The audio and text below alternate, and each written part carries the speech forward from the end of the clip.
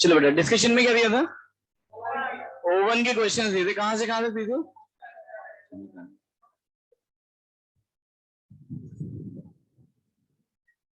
और इस नंबर पहले ओवन एक्सरसाइज निकालो।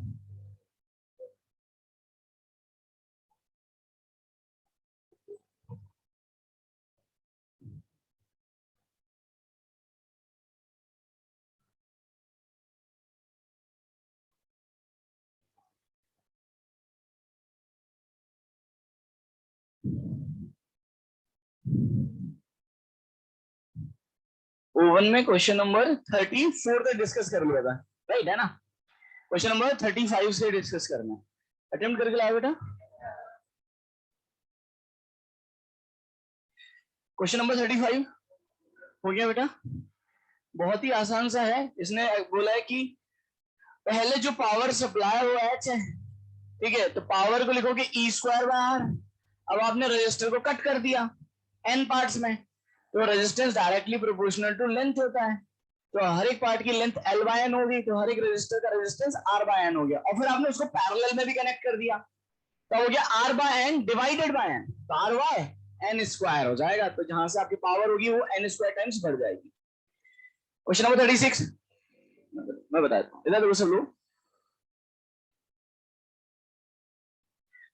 इसको थोड़ा सा और समझने की कोशिश करते हैं ना, और इसको नोट्स में भी कॉपी कर लेंगे। अभी नहीं, कॉपी निकालने की जरूरत नहीं है ना? हथियार एकदम लोडेड। ठीक है, बात को ध्यान से सुनना। जैसे हमने बल्ब की थोड़ी सी बात की थी, तो मैं दोबारा से उसको समझाने की कोशिश करता हूँ। सपोज ये एक बल्ब है, यहाँ पे पी नॉट बटा वी नॉट ऐसे लिखा हुआ है। क्लियर है? इसका मतलब समझ में आता है ना? दैट इज रेटेड वोल्टेज और ये रेटेड पावर। इससे हम रेजिस्टेंस निकाल सकते हैं किसी भी बल्ब का। आर इज इक्वल टू कितना होगा बोलो? V square by P naught. सही है। कोई बल्ब कितनी पावर को कंज्यूम करेगा? मान लो अगर मैंने इसको एक बैटरी से कनेक्ट कर दिया, इस बैटरी का वोल्टेज कितना है? वी। इस बैटरी का वोल्टेज कितना है? वी।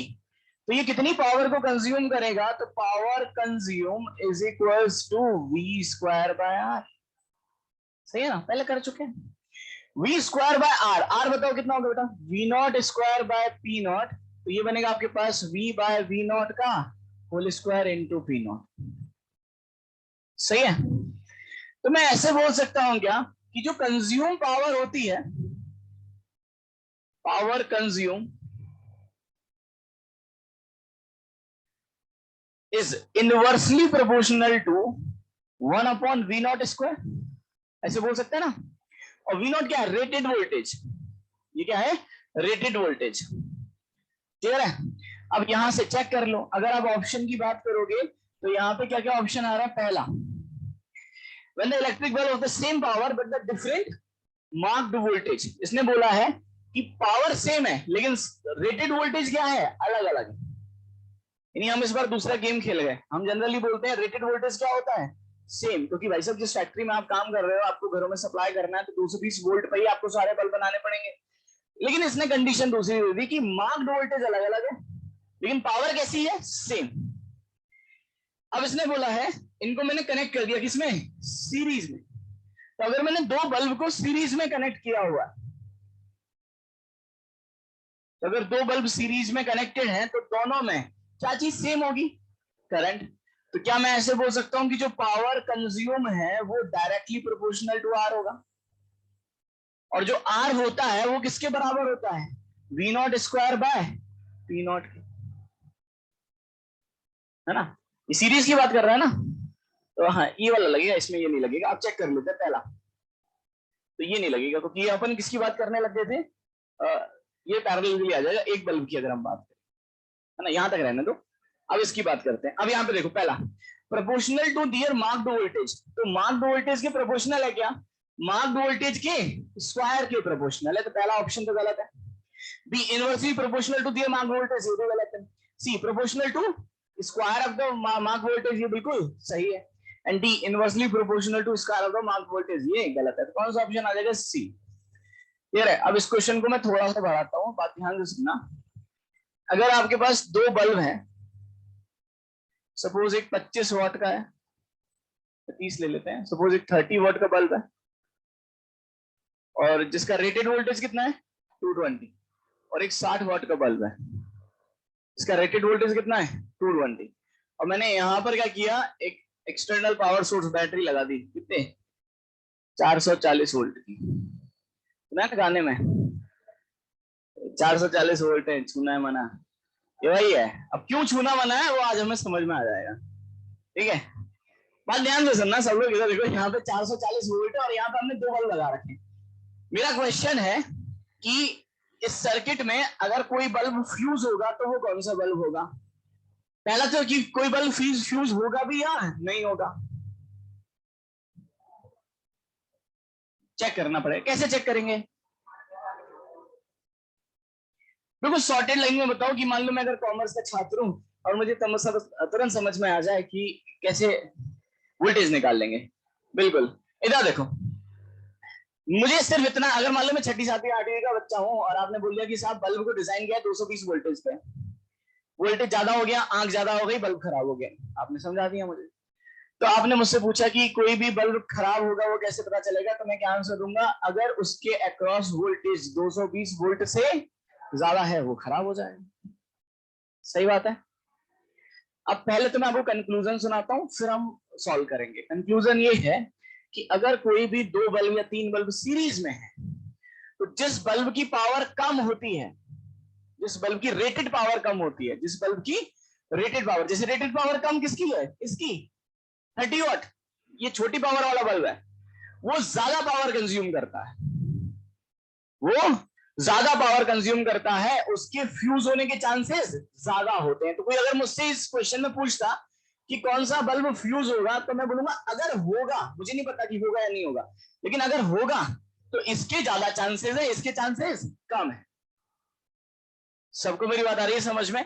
अब ऐसा क्यों बोल रहे हैं पहले इसको समझते हैं।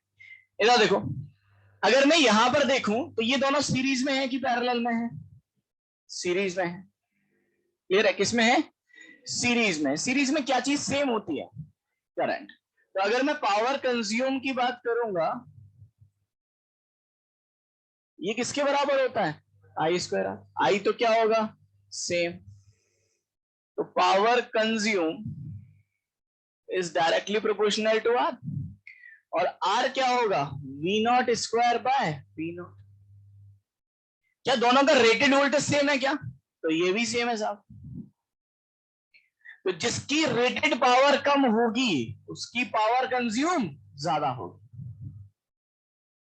सबको समझ में आ रहा है? तो जो बल्ब है ना कम वाट का होगा, वो ज्यादा वाट के बल्ब की तरह जलने की कोशिश करेगा, तो जल पाएगा क्या? ये 30 वाट का बल्ब है, ये 30 से ज्यादा की कोशिश करेगा तो जल पाएगा क्या? नहीं, खराब हो जाएगा, फ्यूज हो जाएगा। सही बात है। और अगर हम इसकी बात करें तो ये ज्यादा वाट का बल्ब है, ये पावर कंज्यूम कम करेगा, तो ये डिम जलेगा। तो अगर आपने गलती से पैर, क्योंकि जनरली हमारे घरों में हमें ऐसा दिखाई नहीं देता, ऐसा क्यों? पैरेलल में चलती हैं सारी चीजें। लेकिन अगर हम देखें, अगर हम गलती से हमने जो कारीगर लगाया वो 100 रुपए सस्ता ले रहा था लेकिन उसने सारे कनेक्शन किसमें डाल दिए? सीरीज में। तो होगा क्या कि जो अच्छा बल्ब होगा, जो पहले अच्छी ब्राइटनेस, वो तो ब्राइटनेस कम दे रहा होगा, और जिसकी ब्राइटनेस जो कम होगी वो फूक जाएगा। अब बात ध्यान सुनना, अगर यहां पर मान लो ये फूक गया, मतलब खराब हो गया, फ्यूज हो गया, तो क्या सर्किट में करंट फ्लो करेगा? क्या नहीं करेगा, क्योंकि अगर ये खराब हो गया तो अब ये एक ओपन सर्किट की तरह से बिहेव करेगा, अब इस सर्किट में करंट फ्लो नहीं करेगा। तो देखो मैं कंक्लूजन बताता हूं, दोनों बल्ब काम करना बंद कर देंगे इस सर्किट में, लेकिन ये बल्ब खराब हो जाएगा। लेकिन ये बल्ब खराब, मैं इसको किसी और दूसरे सर्किट में लगा सकता हूं, लेकिन अगर मैं इसको दूसरे सर्किट में लगाऊं तो काम करेगा? क्या नहीं करेगा। ऐसा पहले होता था, याद है कि जब अपन दिवाली, मैंने पहले भी एग्जांपल दिया, दिवाली वाले टाइम पर जो हम झालरें बनाते थे, एक एक बल्ब को जोड़ के, वो सीरीज में होती थी, और कोई भी बीच में से एक बल्ब खराब हो जाता था तो पूरी झालर काम करना बंद कर देती थी। उसका लॉजिक यही था, क्योंकि अगर एक भी बल्ब फ्यूज हुआ वो किसकी तरह से बिहेव करेगा? Open circuit. और ये ओपन सर्किट हो गया तो अब इस सर्किट में कोई भी करंट फ्लो नहीं करेगा। सबको मेरी बात बढ़िया से समझ में आ रही है? अब चेक करते हैं कि साहब ये फ्यूज होगा या नहीं होगा। मैं दोबारा पूछता हूं, आप बात को ध्यान से सुनना। अगर ये 60 वॉट का बल्ब होता, मान लो ये भी कितने का होता, 60 का, और ये भी कितने का है, तो दोनों का रेजिस्टेंस सेम होता क्या? होता ना, V naught square by P naught, दोनों का रेजिस्टेंस सेम होता, और दोनों का रेजिस्टेंस सेम होता तो दोनों के अक्रॉस पोटेंशियल ड्रॉप भी बराबर होता। कितना होता है इसके अक्रॉस? 220, और इसके अक्रॉस भी 220। लेकिन इसकी पावर कम है और इसकी पावर कम है, तो इसका रेजिस्टेंस ज्यादा होगा। कैसे? R इज इक्वल टू क्या होता है, V naught square by P naught, तो जिसकी पावर कम उसका रेजिस्टेंस, और अगर इसका रेजिस्टेंस ज्यादा है तो इसके अक्रॉस पोटेंशियल ड्रॉप भी क्यों ज्यादा होगा? Delta V is equal to I R. Series में जो पोटेंशियल ड्रॉप बढ़ता है वो रेजिस्टेंस के डायरेक्ट रेशियो में बढ़ता है। दोबारा से बोल रहा हूं, अगर दोनों का पावर सेम होता तो दोनों का रेजिस्टेंस भी, तो 220 वोल्ट 220 वोल्ट, लेकिन इसकी पावर कम है तो इसका रेजिस्टेंस ज्यादा है, तो इसके क्रॉस पोटेंशियल ड्रॉप ज्यादा आएगा। किससे ज्यादा आएगा? 220 वोल्टेज से ज्यादा। तो भैया 220 वोल्टेज से अगर ज्यादा हो गया तो क्या ये काम करेगा? क्या नहीं, खराब हो जाएगा। सबको मेरी बात आ रही है समझ में? तो अगर मैं इस क्वेश्चन में आपसे पूछता कि कौन सा बल्ब फ्यूज हो जाएगा, तो आपका आंसर क्या था? 30 वॉट। और एक लास्ट पॉइंट, कोई हमसे पूछ ले कि ठीक है भाई साहब खराब हो जाएगा, लेकिन क्या आप पोटेंशियल ड्रॉप निकाल सकते हो क्या इसके अक्रॉस? बिल्कुल निकाल सकते हैं। हम कैसे निकालते पोटेंशियल ड्रॉप को? बिल्कुल, है ना, मैं बोलता कि जो पोटेंशियल ड्रॉप होगा दैट इज डेल्टा V1 और डेल्टा V2, क्या वो R के डायरेक्ट रेशियो में बढ़ता क्या? That is delta V1 is to delta V2 is equals to R1 is to R2। और R क्या होता है? That is V not square bye P1, और ये क्या बनता? V not square bye P2। तो ये रेशियो कितना आ जाता? P2 is to P1। P2 कितना है? 60 is to 30, कितना आता? 2 is to 1। तो अगर मैं इसके अक्रॉस पोटेंशियल ड्रॉप की बात करता तो ये आता 2/3 ऑफ द टोटल वोल्टेज, और अगर मैं इसके अक्रॉस वोल्टेज की बात करता तो कितना आता? 1/3 ऑफ टोटल वोल्टेज। तो इसके क्रॉस पोटेंशियल ड्रॉप आता 440 डिवाइडेड बाय 3, और इसके क्रॉस आता 880 डिवाइडेड बाय 3। इसके क्रॉस जो पोटेंशियल है वो 220 वोल्टेज से ज्यादा होता है, इसलिए ये फ्यूज हो जाता है। सबको मेरी बात बढ़िया से समझ में आ रही है? तो इस तरह के ट्रेंडी क्वेश्चंस भी पूछ लिए जाते हैं जेईई में। अगर आप देखो तो शीट में भी आपके इस तरह का क्वेश्चन है। अगला ही क्वेश्चन है। सबको मेरी बात आ रही है बेटा समझ में? एक काम करो, इसको नोट्स कॉपी में ही नोट कर लो, मैं लिख देता हूं। फाइंड आउट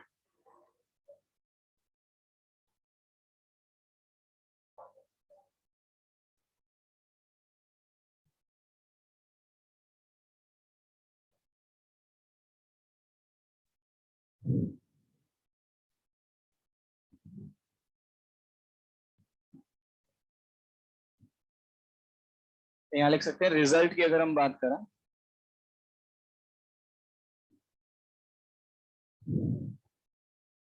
मैं लिख सकता हूं एज पोटेंशियल ड्रॉप अक्रॉस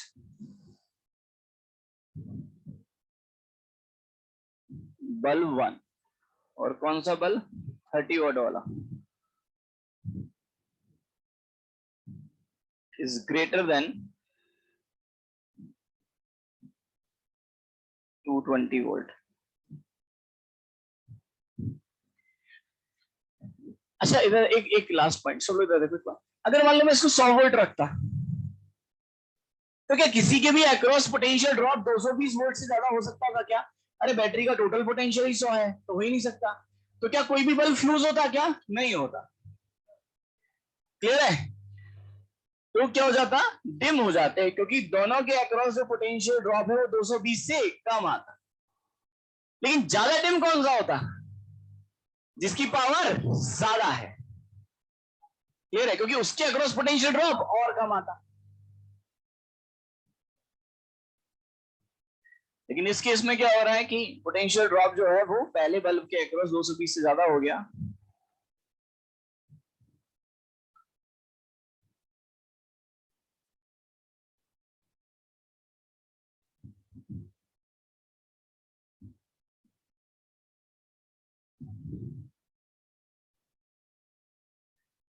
यहां से ये रिजल्ट जरूर लिख लेना कि इन सीरीज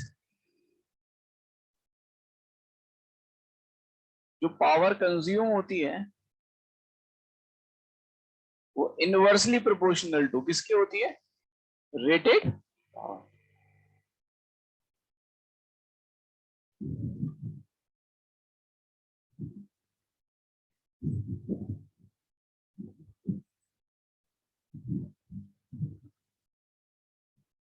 अगला क्वेश्चन ही यही है ना। दो बल्ब दे रखे हैं, 25 वाट का, एक 100 वाट का, दोनों सीरीज में 440 वोल्ट लाइन दे रखी है। Which one is like to be fused. ठीक है, तो आंसर आएगा जिसका पावर कम होगा। फ्यूज होगा तो 25 वाट वाला होगा, अदरवाइज कोई फ्यूज नहीं।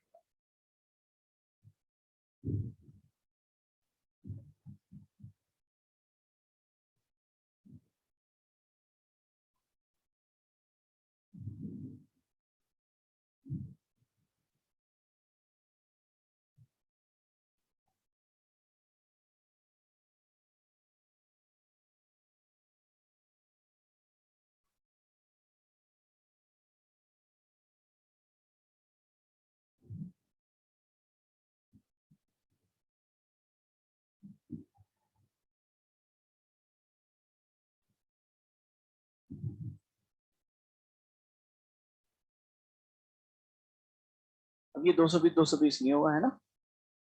220 तो मैंने क्यों लिखा था पहले? मैंने मान लिया था कि अगर दोनों बराबर होते तो, है ना।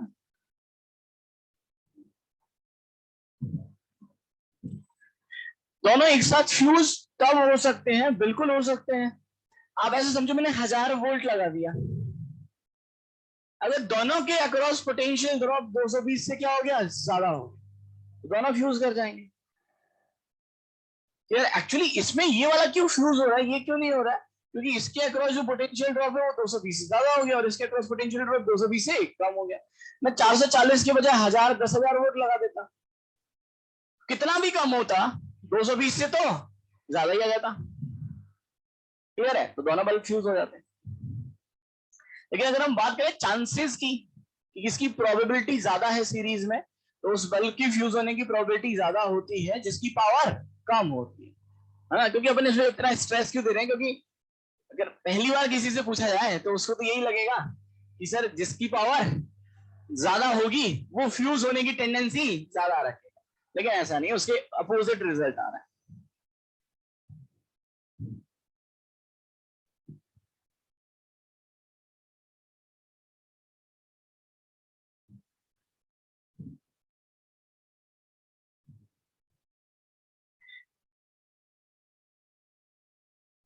अगले पॉइंट की तरफ चले बेटा। चलो कहां तक हो गया? क्वेश्चन नंबर 36 हो गया, 37 हो गया, है ना। अब तो हो गया क्वेश्चन नंबर 38। 38 में कुछ भी नहीं है, डेफिनेशन है, रीड कर और वो लिखता चलूंगा मैं। इस इंग्लिश को फिजिक्स में कन्वर्ट करना है बस, ठीक है। The rate of dissipation of joule heat. The rate of dissipation क्या होता है? पावर। पावर कितनी होती है? आई स्क्वायर आर। ठीक है, इन रजिस्टर, तो इन रजिस्टर तो यही है। पर यूनिट वॉल्यूम, तो डिवाइडेड बाय वॉल्यूम, यही तो करना है। अब इधर देखो, आई स्क्वायर इंटू आर, आर को मैं रो एल बाय लिख सकता हूं और वॉल्यूम को मैं ए इंटू एल लिख सकता हूं, लिख सकता हूं ना। क्या एल से एल उड़ गया क्या?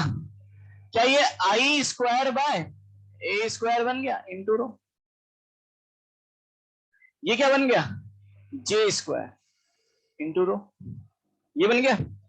अब यहां पे देखो, जे स्क्वायर को क्या लिख सकते हो? अगर आपको बिल्कुल J is equal to sigma E लिख सकते हो, तो एक जे अलग कर देता हूं, तो इसको सिग्मा इंटू ई लिख देता हूं, एक जे को ऐसे ही रहने देता हूं into row,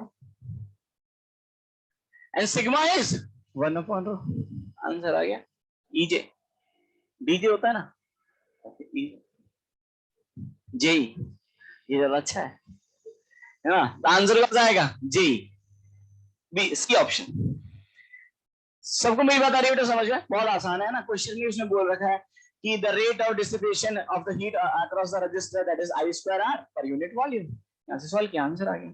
this is question number 38। Question number 39 हो गया बेटा? इंक्रीज हो गया, डिक्रीज होगा? चलो मैं तुमसे ही पूछता हूं, मुझे बताते चलना।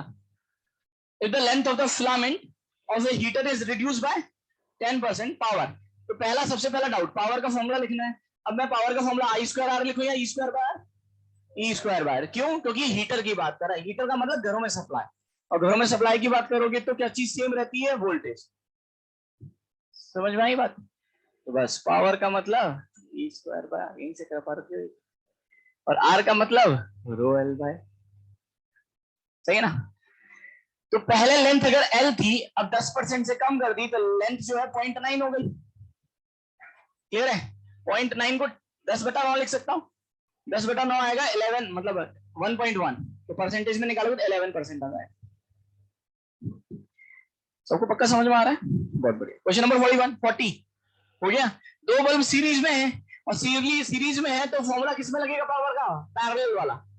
P इफेक्टिव जो होता है वो होता है P1 P2 upon P1 plus P2। तो आंसर आ जाएगा 25 इंटू 25 करके, क्या नहीं 60 into 100 upon 60 plus 100। Question number 41 हो गया। मैक्सिमम पावर कंज्यूम तभी होता है जब इंटरनल रेजिस्टेंस एक्सटर्नल रेजिस्टेंस के बराबर हो जाए। तो कुछ भी नहीं करना, इंटरनल रेजिस्टेंस को एक्सटर्नल रेजिस्टेंस के बराबर कर देना, वहां से आंसर आ जाएगा। क्वेश्चन नंबर 42 हो गया। बहुत ही टफ क्वेश्चन है। हो गया होगा सबका, है ना? क्वेश्चन नंबर, कोई मतलब मुझे डर लग रहा था कोई पूछ ना ले, है ना? क्वेश्चन नंबर 43 हो गया बेटा पक्का? मैं थोड़ा सा आपको और अच्छे से समझाने की कोशिश करता हूँ। मैथमेटिकली हो गया होगा, थोड़ी सी फिजिक्स समझाता हूँ आपको। सब लोग एक बार रीड करो। मैं आपसे कुछ कुछ पॉइंट्स पूछते चलूंगा। A rigid container with thermally insulated wall, इसको अंडरलाइन करो। थर्मली इंसुलेटेड का मतलब अगर कोई प्रोसेस हो रही होगी तो कौन सी प्रोसेस होगी? एडियाबैटिक। कौन सी प्रोसेस होगी? एडियाबैटिक। अब सब लोग इधर देखो एक बार।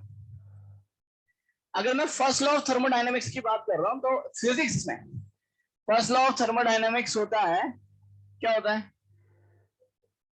बोलो? बिल्कुल, Q is equal to delta U plus work. ये था ना कि हम जितनी अमाउंट ऑफ हीट ट्रांसफर करते हैं किसी भी गैस को, that is equal to delta U increase in internal energy plus work done by the gas. अगर मेरा जो वेसल है, कंटेनर है, वो थर्मली इंसुलेटेड है, यानी एडियाबैटिक प्रोसेस है, एडियाबैटिक प्रोसेस में Q कितना होता है? 0। Net amount of heat transfer 0। तो मैं ऐसे बोल सकता हूं क्या कि जो वर्क डन होगा वो माइनस का डेल्टा यू के बराबर होगा। आपसे पूछा क्या है? The change in internal energy, आपसे ये पूछा है। तो delta U is equal to minus का वर्क डन। क्लियर है? और वर्क कैसे निकालोगे? वर्क को मैं लिख सकता हूं that is work is energy, that is I square R into T. ये आंसर आ जाएगा। सबको मेरी बात बढ़िया समझ में आ रही है बेटा? क्वेश्चन नंबर 43 के बाद क्वेश्चन नंबर 44 हो गया बेटा? क्वेश्चन नंबर 45 हो गया? क्वेश्चन नंबर 46 हो गया? 46 डाउट है बेटा? 46 में देखो, यहाँ पर अगर आप देखोगे V वर्सेस I कर्व दे रखा है। मैं आपसे पूछ रहा हूँ मुझे बोला कर्व कौन सा है? देखने से कैसा लग रहा है? पैराबोलिक। कैसा कर्व है? पैराबोलिक। अपवर्ड ओपन पैराबोला कि डाउनवर्ड ओपन पैराबोला? अपवर्ड। अगर इसकी इक्वेशन देखें तो अगर ये y एक्सिस है, बिल्कुल, और ये x एक्सिस है, तो ये कौन सा कर्व है? y is equal to X square वाला कर्व। y एक्सिस पे क्या दे रखा है? Voltage is equal to, x axis पे क्या दे रखा है? करंट। तो आपको दे रखा है voltage is equal to I square. अब पावर क्या होता है? पावर को मैं V इंटू आई लिख सकता हूं क्या? लिख सकता हूं ना? और मैं वोल्टेज को आई स्क्वायर लिख सकता हूं, तो ये बना आई स्क्वायर इंटू आई। तो पावर इज इक्वल टू क्या हुआ? I Q. पावर और करंट में ये रिलेशन आएगा। ऐसा कौन सा ऑप्शन मैच कर रहा है? बी ऑप्शन मैच कर रहा है, और कोई है नहीं। सबको मेरी बात आ रही है बेटा समझ में? उसके बाद आते हैं क्वेश्चन नंबर 47 हो गया। क्वेश्चन नंबर 48, क्वेश्चन नंबर 49 हो गया। क्लास में मैंने बता रखा है अमीटर को हमेशा सीरीज में और वोल्ट मीटर को हमेशा पैरेलल में कनेक्ट किया जाता है। किसी भी रेजिस्टेंस के अक्रॉस आपको करंट और वोल्टेज को मेजर करना होता है, राइट? क्वेश्चन नंबर 49 के बाद क्वेश्चन नंबर 50 बताना बेटा, हाँ या ना? बताना, कोई बात।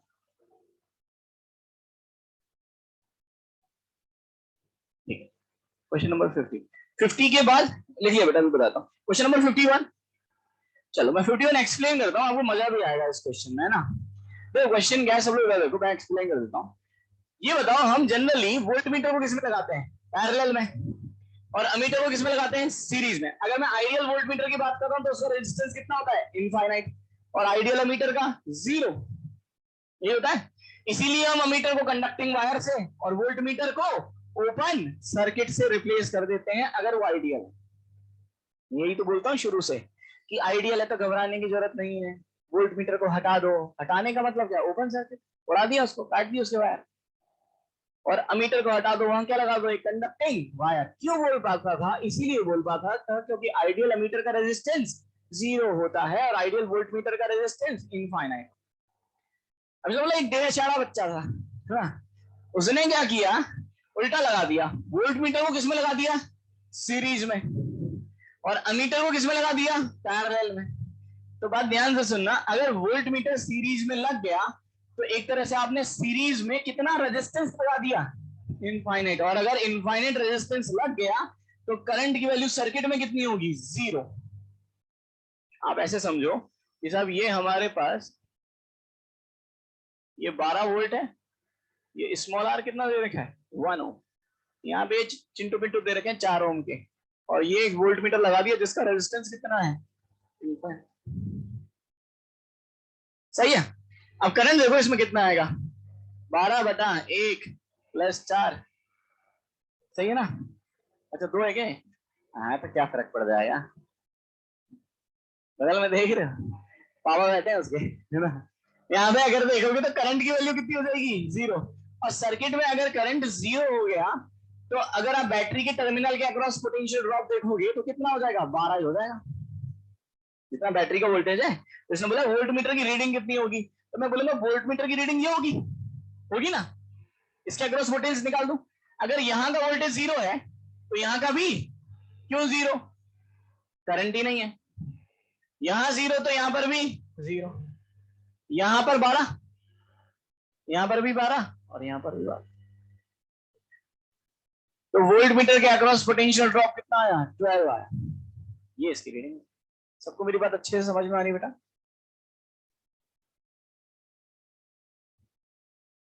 क्वेश्चन नंबर 51 के बाद क्वेश्चन नंबर 52,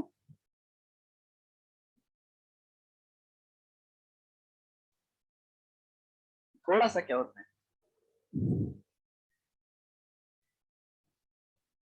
चाय में चीनी मिला रहे हैं,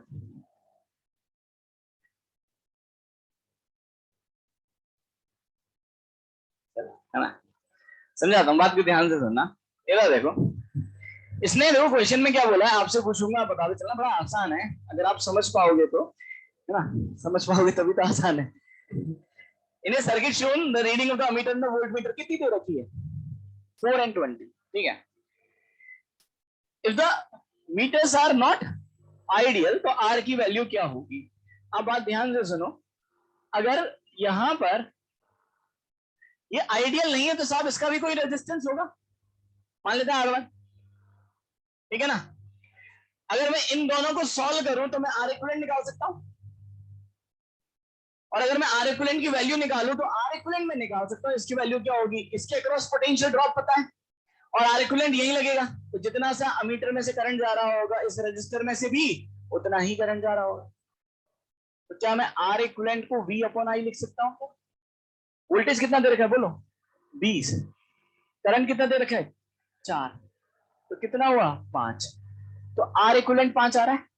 तो क्या मैं ऐसे बोल सकता हूं कि इन दोनों का रेजिस्टेंस 5 से, तो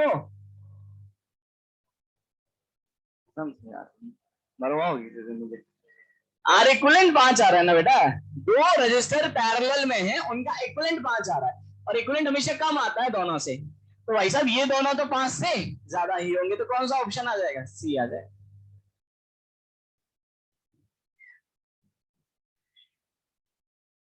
सही है। क्वेश्चन नंबर 53, मैं सारे पॉइंट समझाता चलता हूँ, मुझे बताते चलना है ना, मैं आपसे पूछूंगा, थोड़ा इंटरेक्टिव रखेंगे, मजा आएगा।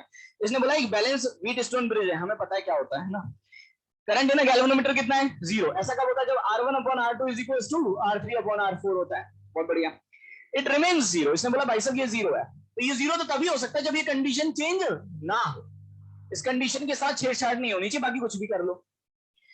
पहला, बैटरी EMF इज इंक्रीज। मुझे बताओ R1/R2 = R3/R4 में बैटरी का कोई यूज है क्या, तो बैटरी का ईएमएफ बढ़ाएं घटाएं उससे कोई फर्क नहीं पड़ेगा। तो बिल्कुल पहला ऑप्शन बिल्कुल सही है। बैटरी ऑफ द ईएमएफ को इंक्रीज करोगे तो अभी भी गैल्वेनोमीटर का करंट कितना रहेगा, 0 ही रहेगा। दूसरा, all resistance R increase by 10, ये गलत है। ऐसे समझो पहला 10 था, दूसरा 20 था, ये 30 था, ये 40 सॉरी 60 था। पहले रेशियो 1/2 बन रहा था, अब सबको 10-10 से इंक्रीज कर दो। ये कितना हो गया 20, ये कितना हो गया 30, ये कितना हो गया 40 और ये 70। अब क्या रेशियो सेटल हो रहा है क्या, तब तो दिक्कत हो गई, तो सेकंड गलत है। Third, all resistance R made 5 times, बिल्कुल सही है। रेशियो में अगर इसको 5 से मल्टीप्लाई करोगे तो वो कैंसिल आउट हो जाएगा, कोई फर्क नहीं पड़ेगा, तो थर्ड भी सही है, करंट 0 रहेगा। And fourth, the battery and the galvanometer, अरे कुछ भी चेंज कर दो, इससे रजिस्टर पे कोई फर्क पड़ रहा है क्या, नहीं। बैटरी से गैल्वेनोमीटर लगा दो, गैल्वेनोमीटर की जगह बैटरी लगा दो, गैल्वेनोमीटर के साथ एक और बैटरी लगा दो, कोई फर्क नहीं पड़ेगा, क्योंकि हमारा जो रेशियो है वो चेंज नहीं हो रहा। बिल्कुल बनेगा। क्लियर है। बीच वाली ब्रांच अब ऐसे समझो, मैं समझाता हूं। ये जो 4 लोग हैं ना, इनका एक ग्रुप बना हुआ है, और ग्रुप ये ट्रीटी है, ट्रीटी, ठीक है ना, और ये यूक्रेन है, ये बीच वाला। तो साहब इसको ग्रुप में किसी ने कंसीडर ही नहीं किया। क्लियर है। ये एक्चुअली इसको लग रहा है कि ये नाटो का सदस्य है, लेकिन एक्चुअली ये नाटो का सदस्य नहीं है, बस ये झूठा दिखावा कर रहा है इसके साथ, ये एक्चुअली कनेक्टेड ही नहीं है। अब आप इसमें एक बैटरी लगाओ, 2 बैटरी लगाओ, 4 बैटरी लगाओ, जब ये इस सर्किट से कनेक्टेड ही नहीं है, क्योंकि इसमें करंट पास ही नहीं हो रहा, तो कोई फर्क भी नहीं पड़ेगा जब तक इन नाटो के सदस्य को नहीं छेड़ोगे। क्लियर है। अगर आपने इनके रेजिस्टेंस के जो रेशियो है उसको चेंज कर दिया तो बिल्कुल तब हो सकता है ये सदस्य बन जाए। क्लियर हो रही बात। हाँ,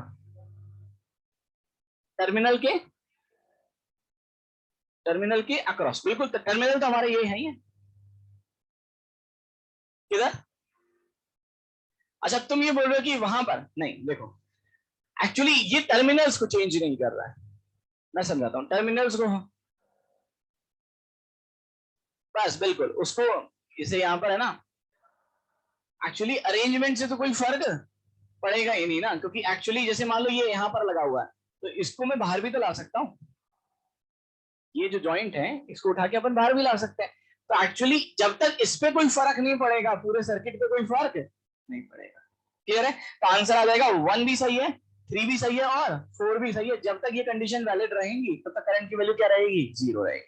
अगले क्वेश्चन पे चलते हैं, क्वेश्चन नंबर 54। हो गया बेटा, है ना। मीटर ब्रिज के क्वेश्चन तो बहुत आसान है, R1/R2 = R3/R4, कुछ भी नहीं करना है ना। क्वेश्चन नंबर 55 हो गया पक्का। क्वेश्चन नंबर 56 ठीक है। इसमें दे रखा है, ये मैंने जब पढ़ाया था ना तो अभी मैंने एक चीज बोली थी कि area of cross section double कर दोगे तो अभी नल पॉइंट चेंज नहीं होगा। तो क्वेश्चन नंबर, अच्छा सॉरी 56 पूछ रहे हो क्या, अच्छा 56 अभी छोड़ दो यार, उसमें थोड़ा सा एरर का यूज है ना, वो अभी मैं जैसी चैप्टर मतलब थोड़ा सा और डिस्कशन कर लेंगे ना तो मैं बताता हूँ। 56 अभी छोड़ देते हैं, एक्चुअली एरर चैप्टर पढ़ेंगे तो मैं ज्यादा बेहतरी से बता पाऊंगा, बट फिर भी आपको आइडिया में दे दूंगा, तो अभी छोड़ देते हैं। क्वेश्चन नंबर 57 हो गया। मैंने आपको बता रखा है जब हम लिखते हैं ना R1/R2 = R3/R4, तो नीचे जब आप R2 लिखते हो उसको रो एल बाय लिखते हो, दूसरी साइड भी रो एल बाय आता है, ए से ए क्या हो जाता है, कैंसिल आउट। तो एरिया क्रॉस सेक्शन में डबल भी करोगे तो 2a से 2a कैंसिल आउट हो जाएगा।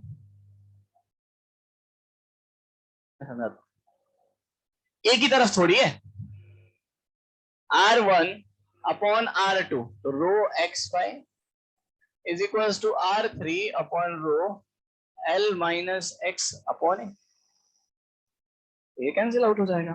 क्वेश्चन नंबर 58 ये, हाँ हाँ इसको भी छोड़ दो, बता दो मैं, ठीक है। कौन कौन से बच गए याद रखना तुम, मेरे को याद नहीं रहता। 56 और 50। क्वेश्चन नंबर 59 हो गया बेटा, बहुत आसान है। पोटेंशियल ग्रेडियंट निकालना, पहले करंट निकाल लो, करंट के बाद डेल्टा भी कैलकुलेट कर लो अक्रॉस द वायर, और उसको लेंथ से डिवाइड कर दोगे तो पोटेंशियल ग्रेडियंट आ जाएगा। क्वेश्चन नंबर 60 हो गया बेटा। Question number 61,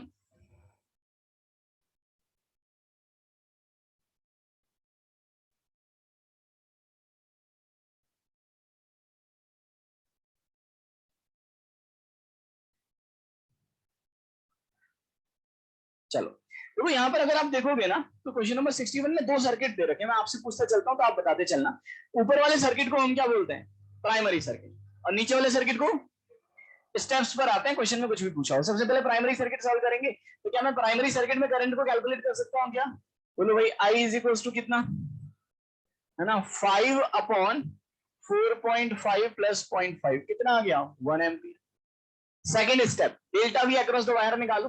delta V across the wire क्या होगा? I into R, that is 1। और रेजिस्टेंस ऑफ द वायर कितना है? 4.5। पोटेंशियल ग्रेडियंट निकालो। तो पोटेंशियल ग्रेडियंट क्या होता है? Delta we divided by L. Length कितनी है बेटा? 3 देखिए तो यार, तो 45/30, 3/2। क्या ये पोटेंशियल ग्रेडियंट? अब इसने क्या बोला है कि गैल्वेनोमीटर में कोई डिफ्लेक्शन नहीं होना चाहिए।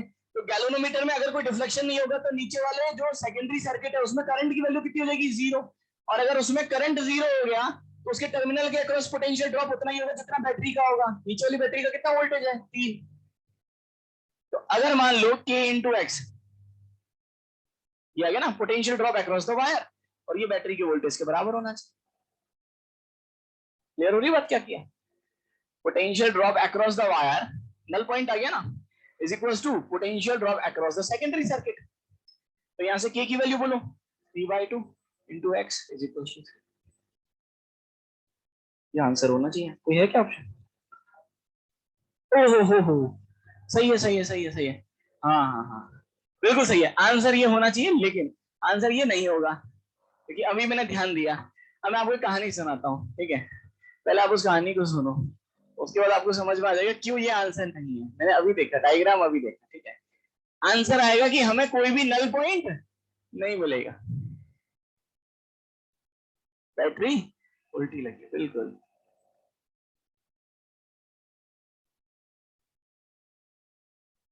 ये देखो, सब लोग देखो एक बार। आते कहानी नल पॉइंट पे। नल पॉइंट कब आता है? नल पॉइंट का मतलब क्या है? हम क्या करते हैं, पहले इसको सॉल्व करते हैं, फिर इसके क्रॉस पोटेंशियल ड्रॉप निकालते हैं। कोई दिक्कत नहीं है, समस्या बिल्कुल सही है। फिर यहां से हम क्या करते हैं, इसको यहां से यहां तक ले जाते हैं। कब तक ले जाते हैं? जब तक गैल्वेनोमीटर में, है ना, मतलब वैल्यू कितनी है ना हो जाए 0। तो हम बोलते हैं जितना इसके अक्रॉस पोटेंशियल ड्रॉप होगा उतना ही वायर के अक्रॉस होगा, यही बोलते हैं ना। मान लो ये नल पॉइंट आ गया, ठीक है? तो मैं बोलूंगा ना जितना इसके अक्रॉस पोटेंशियल ड्रॉप है उतना इसके अक्रॉस पोटेंशियल ड्रॉप होगा। क्लियर है? ऐसा तभी होगा जब ये वाली बैटरी और ये वाली बैटरी दोनों का सेंस सेम हो। लेकिन इस डायग्राम में दोनों बैटरी को मैंने उल्टा जोड़ा हुआ है। अब ऐसा क्यों होता है, बात को ध्यान से सुनना। अगर मैं कनेक्शन ऐसे करता, ये कनेक्शन होता, तो ये आंसर होता। ऐसा क्यों?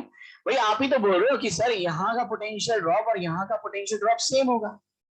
तो अगर वायर के लिए ये हाई पोटेंशियल है और ये लो पोटेंशियल, तो इसके लिए भी ये हाई पोटेंशियल और लो पोटेंशियल होना चाहिए ना, तभी तो पोटेंशियल ड्रॉप बराबर कर पाओगे। अरे यार 2 को +2 के बराबर ही तो करोगे।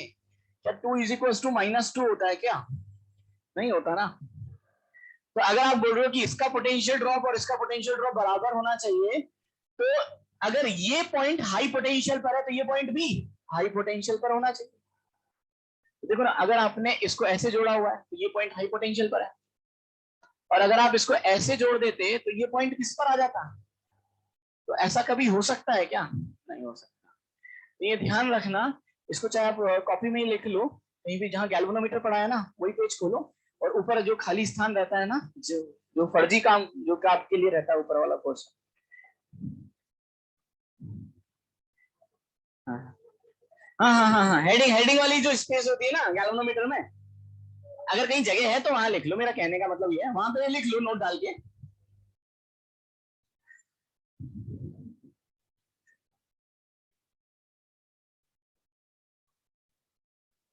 सॉरी, गैल्वेनोमीटर बोल रहा हूँ, पोटेंशियोमीटर है, सॉरी।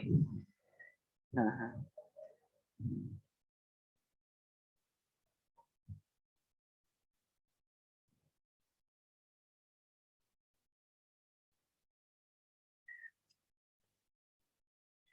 है ना, इसमें लिखो we will not get any null point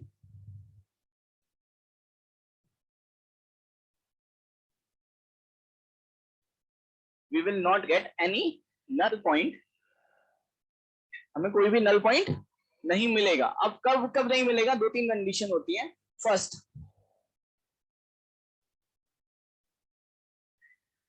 when battery in primary circuit and secondary circuit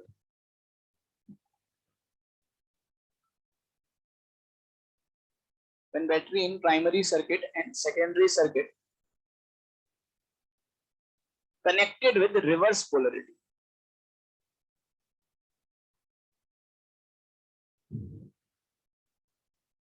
when battery in primary circuit and secondary circuit connected with reverse polarity, अगर मैं रिवर्स पोलरिटी, जैसे ये diagram है right है ना, अगर मैं reverse polarity में कनेक्ट कर देता हूं तो मुझे कोई भी नल पॉइंट नहीं मिलेगा। सेकंड, बिल्कुल सेकंड पॉइंट, अब ऐसे समझो कि वायर के अक्रॉस, सपोज इधर देखो सब लोग, मान लो ये 100 वोल्ट की बैटरी है, बात ध्यान सुनना, ये 100 वोल्ट की बैटरी है, वायर के अक्रॉस पोटेंशियल ड्रॉप 100 वोल्ट से तो कम ही होगा। सब लोग देखो एक बार, अगर ये 100 वोल्ट की बैटरी है तो इसके अक्रॉस पोटेंशियल ड्रॉप 100 से तो कम ही होगा ना, क्योंकि कुछ ये भी खा जाएगा। मैक्सिमम 100 हो सकता है अगर इंटरनल रेजिस्टेंस की वैल्यू कितनी हो, 0। तो साहब मान लो ये 100 से कम या 100 ही मान लेते हैं, मान लो ये 0 है तो मैक्सिमम 100 ही हो सकता है। अब आप मेरे पास लाए, यानी मेरा जो पोटेंशियोमीटर वायर है उसकी औकात है 100 वोल्ट तक मेजर करने की, लेकिन आप मेरे पास एक डिवाइस लिया है जिसका पोटेंशियल है 500, तो मैं क्या उसको इससे मेजर कर पाऊंगा क्या, नहीं। यानी जो बैटरी है सेकेंडरी सोर्स में, मतलब सेकेंडरी सर्किट की जो बैटरी है उसका ईएमएफ प्राइमरी सर्किट की बैटरी के ईएमएफ से कम होना चाहिए, ज्यादा हो जाएगा तो आप मेजर ही नहीं कर सकते। समझ में आया, क्लियर है भाई? आपके पास ऐसा समझो एक वेट को मेजर करने की मशीन है, ठीक है, उसकी लिमिट है 10 केजी तक, और आप उसमें हाथी खड़ा कर दो तो क्या वो हाथी का वेट बता पाएगी क्या, नहीं बता पाएगी ना, स्वर्गवासी हो जाएगी।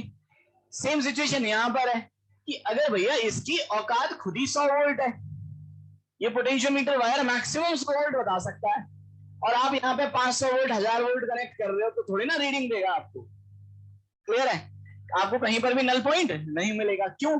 आप ऐसे सोचो, आप सरकाते जाओगे पोटेंशियल बढ़ता जाएगा, 10 हुआ, 20 हुआ, 30 हुआ, 40 हुआ, 50, बिल्कुल इस एंड पे पहुंच जाओगे तो पोटेंशियल ड्रॉप कितना हो जाएगा, 100। अब आगे तो कहां जाएगी, क्लियर हो रही है बात? तो सेकंड पॉइंट ये आएगा इसमें, देखो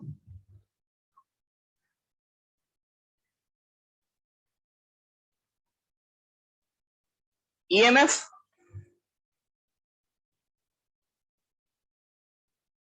of secondary circuit, EMF of battery in secondary circuit,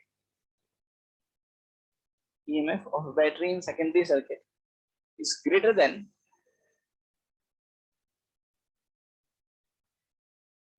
EMF the battery in secondary circuit is greater than potential drop across the wire.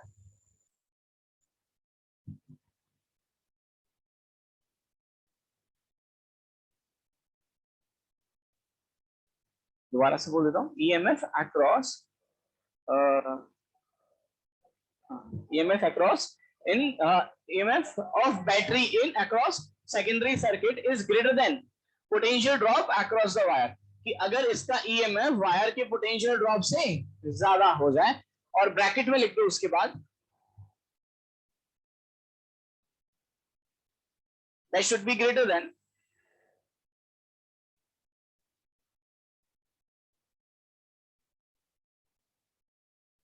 EMF of primary circuit.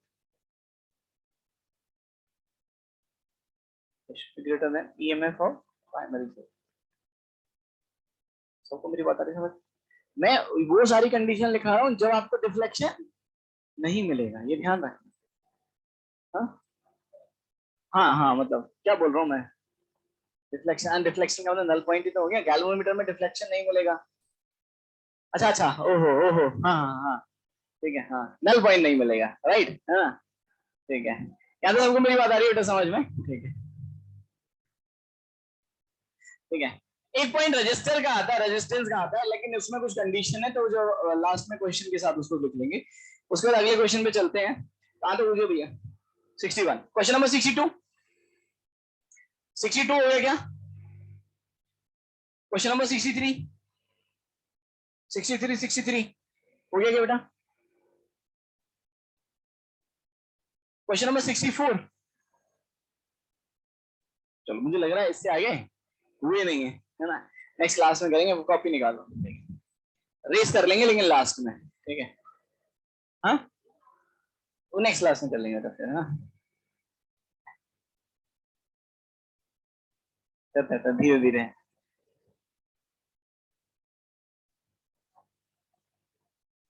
चलो, क्या कहां तक पढ़ लिया था हम लोगों ने? सीरीज और पैरेलल, बिल्कुल।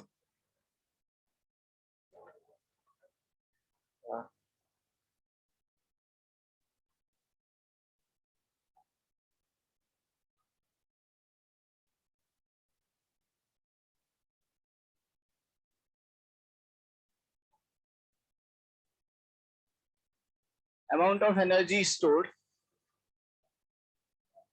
अक्रॉस कैपेसिटर, क्या हो गया बेटा? चाचा जी बोल रहे थे।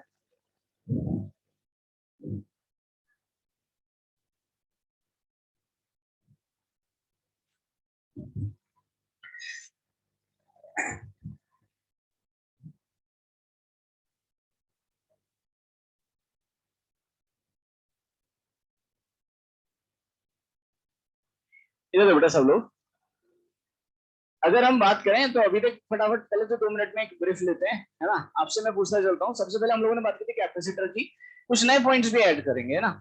कैपेसिटर की बात करें तो कैपेसिटर में सबसे पहले मैंने आपको बताया था कंडक्टर और कैपेसिटर में क्या अंतर है। तो कंडक्टर तो साहब कोई भी मेटेलिक सरफेस कंडक्टिंग होती है, वो उसका कैसा भी शेप और साइज हो, लेकिन मैं कंडक्टर से कैपेसिटर बना सकता हूँ। और उसको बनाने के लिए मुझे कितनी फेसिंग सरफेस की रिक्वायरमेंट होती है? 2। कंडक्टर भी किसी और शेप और साइज का हो सकता है, लेकिन जनरली हम जो पढ़ते हैं वो अलग अलग तरह के होता है। लाइक स्फेरिकल होता है ना? सिलेंड्रिकल भी होता है, और एक पैरेलल प्लेट कैपेसिटर भी होता है। अब आते हैं पैरेलल प्लेट कैपेसिटर पे। हमने उसका कैपेसिटेंस भी निकाला था। कैपेसिटेंस होता क्या है?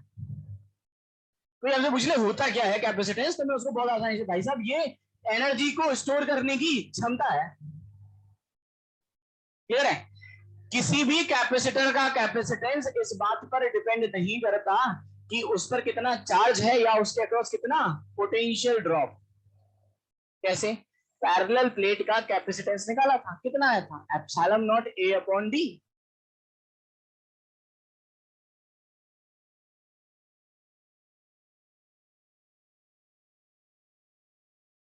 चार्ज को स्टोर कर सकती है वो उसकी कैपेसिटी है, कितनी एनर्जी को स्टोर कर सकती है उसकी कैपेसिटी है। वो अभी हमने कितना स्टोर किया हुआ है उस पर डिपेंड नहीं करता। क्लियर है? तो कितना उसमें चार्ज प्रेजेंट है या उसके अक्रॉस कितना पोटेंशियल ड्रॉप है, उस पर कैपेसिटेंस डिपेंड नहीं करता। फिर हमने बात की थी पैरेलल प्लेट कैपेसिटर की, उसका कैपेसिटेंस आ गया था epsilon naught A upon D. A क्या था? एरिया ऑफ प्लेट, है ना? Area of plate. अब इसको बात को ध्यान से सुनना, थोड़ा सा मैं चेंज करता हूं। अगर मान लो आपको एक कैपेसिटर ऐसे दे रखा है, इसका एरिया ए है, ये एक प्लेट दे रखी है ए, और एक दूसरी प्लेट छोटी बना दी थोड़ी सी, ठीक है? A/2 हो गए। अब इनके बीच की सेपरेशन कितनी है? डी। अगर मैं आपसे बोलूं बताओ इसका कैपेसिटेंस कितना होगा? हाँ कितना होगा ना, तो बताओ ना, कैलकुलेट। कुछ भी नहीं करना, बहुत मैथमेटिक्स नहीं है, डायरेक्टली बताओ मुझे। तो फॉर्मूला है, मैं फॉर्मूला बताता हूँ, epsilon naught A upon D. अब मुझे बताओ ए लिखूं, A/2 लिखूं, या इन दोनों का एवरेज ले लूं? अब यहाँ से एक नई चीज सीखेंगे, जब हम लिखते हैं ना epsilon naught A upon D, तो हम जहां पर ए बोल रहे थे A is the area of the plate, हम यहाँ पर ए जो होता है ना वो ओवरलैपिंग एरिया होता है, फेसिंग एरिया होता है। क्लियर है? तो अगर आप, ऐसा क्यों होता है, फेसिंग एरिया क्यों ले रहा हूं? चार्ज इंड्यूस्ड जो होगा वो फेसिंग सरफेसेस पर होता है। तो भैया यहाँ पर इसको फेस करने वाली कोई सरफेस ही नहीं है, तो कैपेसिटर बनेगा क्या? कैपेसिटर तो फेसिंग सरफेसेस में बनता है। सबको मेरी बात आ रही है बेटा समझ में? अब मैंने क्या किया, यहां पर एक और प्लेट रखी, इसका एरिया कितना है a/4, और यहाँ पर एक और प्लेट रख a/8, सही है। ये सेपरेशन कितनी है d, ये सेपरेशन भी d दे रखी है, ये सेपरेशन भी d दे रखी है, ठीक है। ये टर्मिनल्स है। कितने कैपेसिटर बन रहे हैं यहाँ पर, 3, 4 प्लेट हैं, कैपेसिटर 3 है, 1 2 और 3। ये तीनों, अगर ये टर्मिनल्स हैं तो ये तीनों किसमें है, सीरीज में कि पैरेलल में, सीरीज में। पैरेलल में तो सबके अक्रॉस टर्मिनल वोल्टेज सेम होते हैं, यहाँ पे ऐसा है नहीं, एक ये टर्मिनल है, एक ये टर्मिनल है, तीनों किसमें है, सीरीज में। तो अगर इसका कैपेसिटेंस C1 है, इसका कैपेसिटेंस C2 है, और इसका कैपेसिटेंस कितना है, क्या मैं C इक्विवेलेंट निकाल सकता हूँ क्या? क्या लिखूंगा मैं, 1/C equivalent is equals to 1/C1 plus 1/C2 plus 1/C। Note करो यहां तक इस क्वेश्चन को और कैलकुलेट करो C इक्विवेलेंट कितना होगा।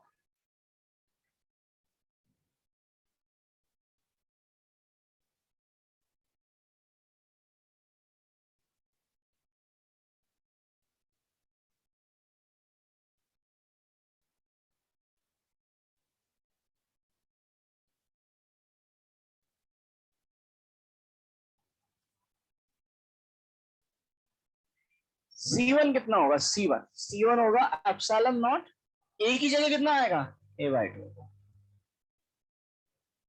क्लियर ना बेटा। C2 की बात करें तो C2 कितना होगा, एप्सिलॉन नॉट।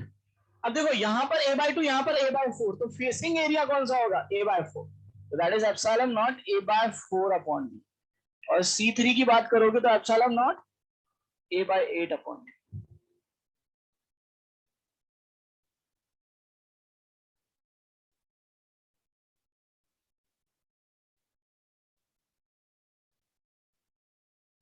यहां से कैलकुलेट करोगे तो 1/C equivalent is equals to, ये बनेगा 2d upon a epsilon not, ये बनेगा 4d upon a epsilon not, और ये बनेगा 8d अपॉन a एप्सिलॉन, ये बनेगा ना, सही है। कितना हुआ, 12 और 2 होगा 14 हुआ ना, तो 14d अपॉन a एप्सिलॉन, तो C इक्विवेलेंट आ जाएगा आपके पास a एप्सिलॉन नॉट अपॉन 14।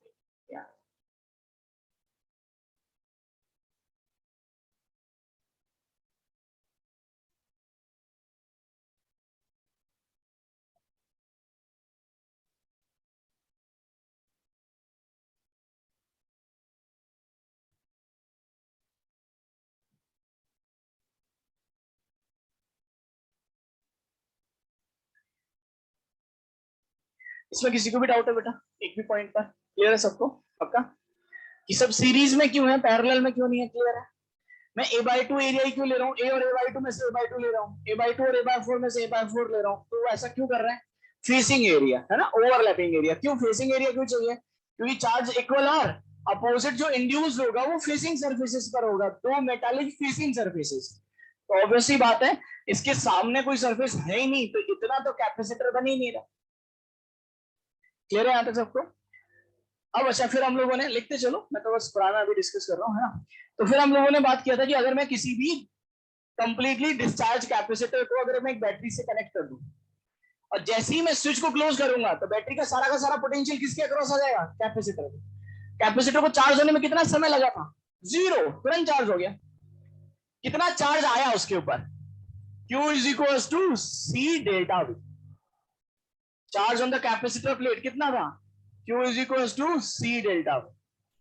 क्या C कांस्टेंट होता है क्या, बिल्कुल। Capacitance of any capacitor constant है। तो जैसे जैसे मैं पोटेंशियल ड्रॉप बढ़ाता जाऊंगा, charge on the capacitor plate भी बढ़ता जाएगा, सही बात है। फिर हमने देखा कि दो कैपेसिटर को अगर मैं पैरेलल में कनेक्ट कर दूं तो C इक्विवेलेंट कितना होता है, C1 प्लस C2, और सीरीज में C1 C2 upon C1 plus C2। Right, clear है यहां तक सबको।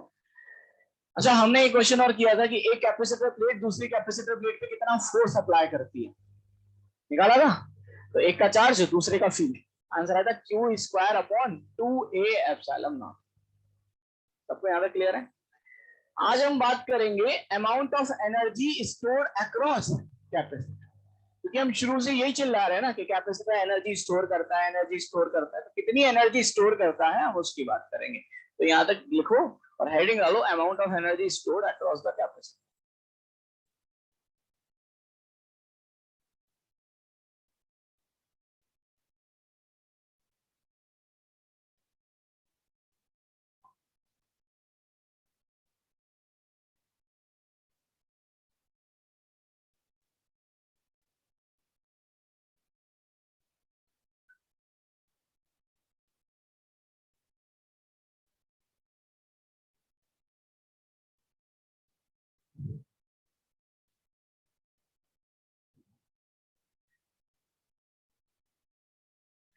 यहाँ तो सबको मेरी बात क्लियर हो रही बेटा, है ना? सब लोग इधर देखो पहले, बाद में नोट करेंगे, ठीक है? पहले थोड़ा सा समझते हैं कि एनर्जी स्टोर हम कैसे कैलकुलेट करेंगे। जैसे मान लो आपसे पूछता चलूंगा मैं, ये दो कैपेसिटर प्लेट है, मतलब एक दो मेटालिक प्लेट है, यानी एक कैपेसिटर है। कैसा कैपेसिटर है ये? Parallel plate capacitor. सही बात है। इस पे यहाँ पे चार्ज कितना है? Plus Q. यहाँ पे कितना है? एक प्लेट दूसरी प्लेट को अट्रैक्ट करती है कि रिपेल करती है? अट्रैक्ट करती है। कल ही पढ़ा हमने, फोर्स भी निकाला था।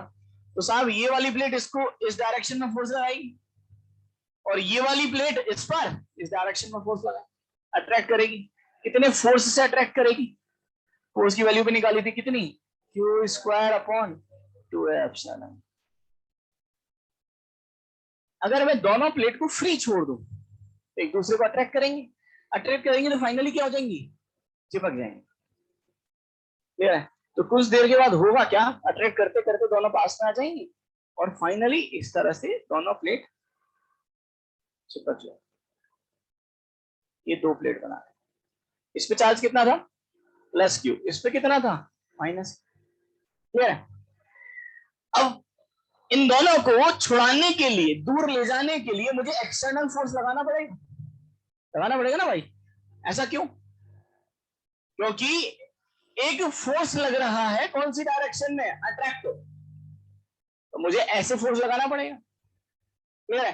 तो इन दोनों को सेपरेट करने के लिए मुझे एक्सटर्नल वर्क करना पड़ेगा, एक्सटर्नल फोर्स लगाना पड़ेगा। और अगर मान लो इनको सेपरेट करते करते मैं दोबारा से डी डिस्टेंस पे ले आया, तो जो मैंने एक्सटर्नल वर्क किया वो किस फॉर्म में स्टोर हो जाएगा? पोटेंशियल एनर्जी की फॉर्म। यही तो हम पढ़ते हैं। अगर हम देखो शुरू से समझो, हम शुरू से समझाता हूं, है ना? ठीक है, पहले तो इस चीज को समझते हैं, वो पॉइंट अपन अभी छोड़ देते हैं। बात को ध्यान से सुनना। कभी भी हम जब पोटेंशियल एनर्जी को कैलकुलेट करते हैं, शुरू से समझो ना, बिल्कुल बेसिक पर आते हैं, कभी भी पोटेंशियल एनर्जी, चाहे हम ग्रेविटेशन की बात करें, चाहे हम इलेक्ट्रो की बात करें। मुझे बता, इलेक्ट्रो के केस में पोटेंशियल एनर्जी को मैंने कैसे डिफाइन किया? हमने बोला था एक चार्ज यहाँ पे रखा हुआ है, दूसरा चार्ज कहां पर है? इनफाइनाइट। फिर हम उसको इनफाइनाइट से खींच के लाए। फिर हमने बोला इनफाइनाइट से उसको किसी फाइनाइट सेपरेशन पर खींच के लाने के लिए जितना एक्सटर्नल वर्क होगा, जितना एक्सटर्नल वर्क होगा वही किस फॉर्म में स्टोर होगा? Potential energy. सेम ग्रेविटेशन में भी होता है, हर जगह एक जैसा ही फंडा लगता है। तो यहां पर भी मैं वही स्टेटमेंट दे रहा हूं कि जितना एक्सटर्नल वर्क मुझे करना पड़ेगा दोनों को सेपरेट करने के लिए, और कितना सेपरेट करना है? D distance. तो जितना मुझे वर्क करना पड़ेगा वही किस फॉर्म में स्टोर हो जाएगा? पोटेंशियल एनर्जी की फॉर्म। क्लियर है? तो आप ऐसे समझो कि अगर मैं यहाँ पर इनको फ्री छोड़ देता तो ये चिपक जाते हैं। क्लियर है? यानी दोनों बिल्कुल पास आ जाते हैं। चिपकने का मतलब क्या है? एकदम पास आता ना, क्लोज आना। दोनों के बीच की जो सेपरेशन है वो टेंडिंग टू जीरो हो जाए। क्लियर है? अब मैंने क्या किया, एक प्लेट को तो फिक्स कर दिया और इस प्लेट पर एक एक्सटर्नल फोर्स लगाया इस डायरेक्शन। ठीक है? यानी इसको तो फिक्स कर दिया और इसको पकड़ा, ऐसे खींच के ले गए। कहां तक ले जाना है? कितनी दूर तक? D distance. क्लियर है? अच्छा ये बताओ, जब हम इलेक्ट्रो में पढ़ते थे, हम चार्ज को इनफाइनाइट से लाते थे, तो हम ऐसे खींच के ले आते थे या कुछ कंडीशन भी थी? कंडीशन थी। दो कंडीशन थी कि पहला कि चार्ज को हम बहुत स्लोली लाते थे जिससे उसकी काइनेटिक एनर्जी चेंज ना हो, और दूसरा कि हम चार्ज को इतना स्लो लाते थे कि पूरे सिस्टम का इक्विलिब्रियम जो है वो डिस्टर्ब नहीं होता था। चार्ज पे लगने वाला नेट फोर्स हमेशा कितना होता था? जीरो। सेम कंडीशन यहाँ पर भी होगी। क्लियर हो रही है बात बेटा यहाँ तक? तो पहले ये डायग्राम बनाओ, ठीक है, और यहाँ पर लिख लेते हैं।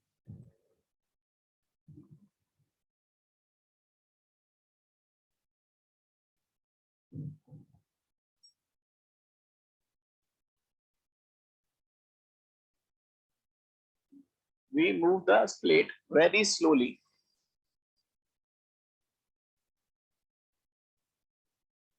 Such that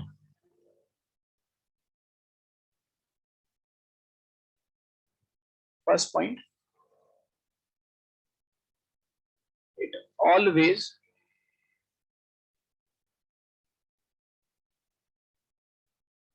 remain at equilibrium.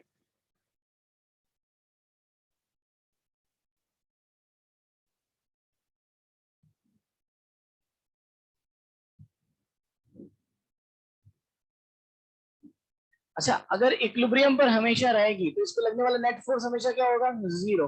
कितने फोर्सेस लग रहे हैं इस पे? इस प्लेट पे कितने फोर्सेस है? दो है ना? कौन कौन से दो? एक साथ एक्सटर्नल लग रहा है और एक अट्रैक्टिव फोर्स भी तो लग रहा है जो ये प्लेट लगाएगी। एक तो एक्सटर्नल फोर्स लग रहा है और एक ये प्लेट इस पे अट्रैक्टिव फोर्स लगा रही होगी। Force due to electric field, ऐसे लिख देता हूं। तो मैं बोल सकता हूं कि अगर ये प्लेट इक्विलिब्रियम पर है तो इस पे लगने वाला नेट फोर्स हमेशा क्या होना चाहिए? जीरो। और ऐसा तब होगा जब एक्सटर्नल फोर्स किसके बराबर हो? Electric force. और इलेक्ट्रिक फोर्स का मेरे पास मैग्नीट्यूड पता है क्या? अरे ये प्लेट इस पे जो अट्रैक्टिव फोर्स लगा रही है उसकी वैल्यू पता है ना? कितनी है? Q square upon 2af।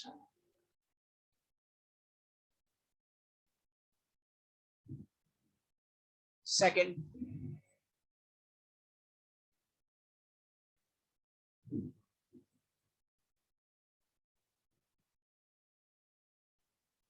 we move the plate very slowly such that change in kinetic energy कितना रहेगा?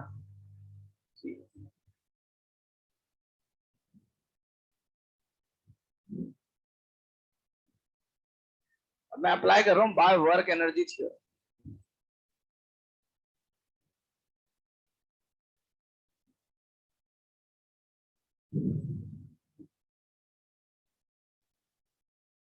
अच्छा, अगर मैं इस प्लेट के लिए वर्क एनर्जी थ्योरम लगाऊंगा तो कितनी फोर्सेस के वर्क आएंगी? कितनी फोर्सेस है? दो, तो दोनों का वर्क आएगा। तो अगर मैं प्लेट के लिए अप्लाई कर रहा हूं इसके लिए तो क्या लिखूंगा? Work done by electric field plus work done by external is equal to change in, और चेंज इन काइनेटिक एनर्जी कितना है? जीरो। सही है। तो मैं ऐसे बोल सकता हूं क्या कि जो वर्क डन बाय एक्सटर्नल होगा वो minus of work done by electric field होगा।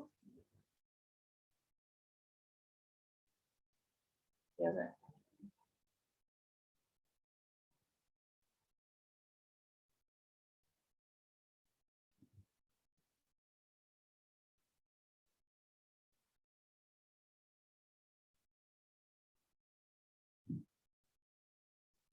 अब वर्क डन बाय एक्सटर्नल को कैलकुलेट करते हैं। हाँ बोलो। इस केस में दोनों चीजें सेम हो जाएंगी। इंटरेक्शन एनर्जी है एक्चुअली, एक्शन रिएक्शन फोर्सेस की वजह से जो एनर्जी डेवलप होती है वो इंटरेक्शन एनर्जी होती है, और उसी को हम पोटेंशियल एनर्जी बोलते हैं। सेम ही है एक्चुअली। देखो है क्या, इंटरेक्शन क्यों हो रहा है ये बताओ। चार्जेस की फील्ड है, ठीक है, फील्ड है, फील्ड की वजह से चार्ज है, चार्ज की वजह से फील्ड है, फील्ड की वजह से फोर्स है, और फोर्स अट्रैक्टिव नेचर, इसलिए इंटरेक्शन हो रहा है दोनों में। क्लियर है? तो अगर मैं एनर्जी कैलकुलेट करूं तो चाहे मैं इस तरीके से कैलकुलेट करूं, और ये जो इंटरेक्टिव फोर्सेस आ रहे हैं वो इलेक्ट्रिक फील्ड की वजह से आ रहे हैं, चाहे मैं फील्ड की वजह से कैलकुलेट करूं, बात तो दोनों के लिए बराबर है। तो आप चाहे half epsilon not E square into volume से मल्टीप्लाई कर दो तो भी आ जाएगा, और आइदर हम इस तरीके से सॉल्व करें तो भी आ जाएगा। क्लियर है? वो तरीका मैं इसलिए नहीं बता रहा कि पहले हमें ये मेथड सीखना पड़ेगा, क्योंकि काफी सारे क्वेश्चंस इस मेथड पर बेस्ड होते हैं, उससे रिलेटेड जनरली क्वेश्चंस नहीं होते हैं। वो एक तरीका है प्रूव करने का। ठीक है, सबको यहां तक मेरी बात आ रही है बेटा समझ में? अब सब लोग इधर देखो, एक बार दोबारा से कंसंट्रेट करते हैं। मैं अगर बात करूं सेकंड पॉइंट की, तो हमने बोला कि साहब हम इस प्लेट पे तो कंडीशन अप्लाई कर रहे हैं। पहला, हम इसको इतना धीरे मूव करा रहे हैं कि इसका इक्विलिब्रियम जो है वो हमेशा मेंटेन्ड है, यानी इस पे लगने वाला नेट फोर्स हमेशा कितना है? जीरो। तो मैं ऐसे बोल सकता हूं हमेशा हर इंस्टेंट पर जो एक्सटर्नल फोर्स होगा वो किसके बराबर होगा?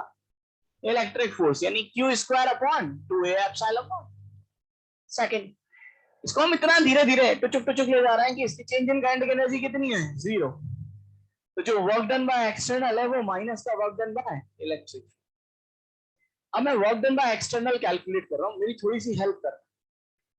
ये बताओ वर्क डन बाय फोर्स पता है क्या? एक्सटर्नल फोर्स आपको पता है ना कितना है एक्सटर्नल फोर्स? क्या ये कांस्टेंट है कि वेरिएबल है? कांस्टेंट है। क्यू कांस्टेंट है, ए कांस्टेंट है, एप्सिलॉन नॉट कांस्टेंट है, कांस्टेंट। तो अगर मुझे कांस्टेंट फोर्स का वर्क निकालना है तब तो बहुत आसान है, सीधे फोर्स को किससे मल्टीप्लाई कर दो? डिस्प्लेसमेंट से। और मुझे इस प्लेट को कितने से डिस्प्लेस करना है? डी से। तो अगर मैं work done by external force पूछता तो आप बोलते एक्सटर्नल फोर्स इनटू किससे मल्टीप्लाई कर दो? डी से। पक्का सबको समझ में आ रहा है? माइनस साइन भी नहीं आएगा, क्यों? क्योंकि दोनों के बीच का एंगल कितना है? 0। कॉस 0 कितना? 1। एक्सटर्नल फोर्स बताओ कितना है? Q square upon 2a epsilon into D. ये बताओ यहां से ये टर्म क्या है? Epsilon not a upon D, इसको क्या लिख सकते हो? कैपेसिटेंस। तो ये कितना बना? That is Q square upon 2c। क्या गया? क्या मैं Q को C इंटू डेल्टा, Q है क्या? Q है charge across the capacitor plate. क्या मैं Q को C डेल्टा भी लिख सकता हूं? Q is equal to CV। Q को C इंटू डेल्टा V का होल स्क्वायर अपॉन 2C। ये क्या बनेगा? Half C delta V square. Clear है? तो मैं ऐसे बोल सकता हूं कि अगर मेरे पास एक कैपेसिटर है जिसकी प्लेट पे चार्ज कितना है? Q, तो उसमें कितनी एनर्जी स्टोर होगी? Q square by 2C। Energy store across the capacitor plate. Finally formula आ गया हमारे पास, कितना होगा? Q square by 2C। या फिर अगर आपको चार्ज नहीं पता, कैपेसिटर प्लेट के अक्रॉस पोटेंशियल ड्रॉप पता है, तो अभी आप कैलकुलेट कर सकते हो कि भैया उसमें कितनी एनर्जी स्टोर होगी। आंसर आएगा half C delta V square. सबको मेरी बात यहां तक समझ में आ रही है? बेटा नोट करो इसको। अच्छा अच्छा, एक और चीज कनेक्ट कर देता हूँ आप लोग। सर ये तो वर्क डन बाय एक्सटर्नल है, एनर्जी स्टोर थोड़ी ना है। अभी तो बोला मैंने कि जो एक्सटर्नल फोर्स वर्क करेगी वही किस फॉर्म में स्टोर हो जाएगा? Potential energy. नोट करो, that is Q square by 2C is equals to half of C delta V square. यहां पर डेल्टा U जो डिनोट कर रहा है,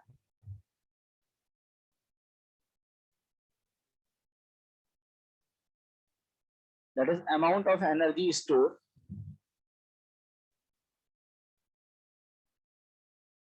across capacitor plate। Q क्या डिनोट कर रहा है? Charge across the capacitor plate या charge on the capacitor plate।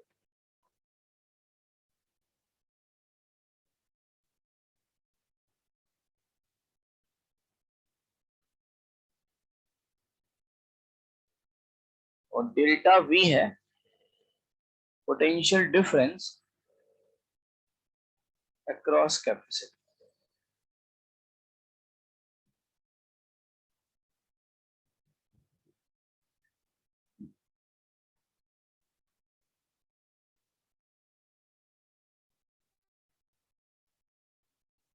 अच्छा यहां पर माइनस आंसर आना चाहिए। Work done by external is equals two plus आना चाहिए W। वो कैसे आएगा? जब आप इनको जोड़ोगे और ये मिला के 0 हो रहा है। मैं लिख रहा हूँ work done by electric field plus work done by external is equals to change in kinetic energy. Change in kinetic energy कितना है? 0। तो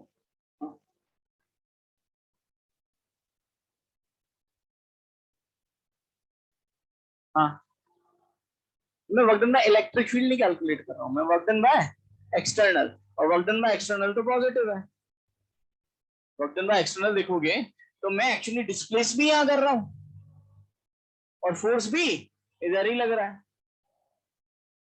हाँ, इलेक्ट्रिक फील्ड का नेगेटिव आएगा और वो है ही एक्चुअली, तभी तो नेट फोर्स क्या हो रहा है, 0 हो रहा है। जितना फोर्स मैं इस डायरेक्शन में लगा रहा हूँ, इलेक्ट्रिक फोर्स उतना ही अपोजिट डायरेक्शन में लग रहा है।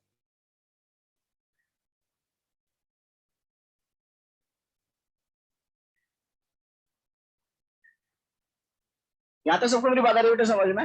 अच्छा, इसके बाद जैसे ये तो हो गया amount of energy stored across the capacitor. Next आता है इसी में work done by the battery.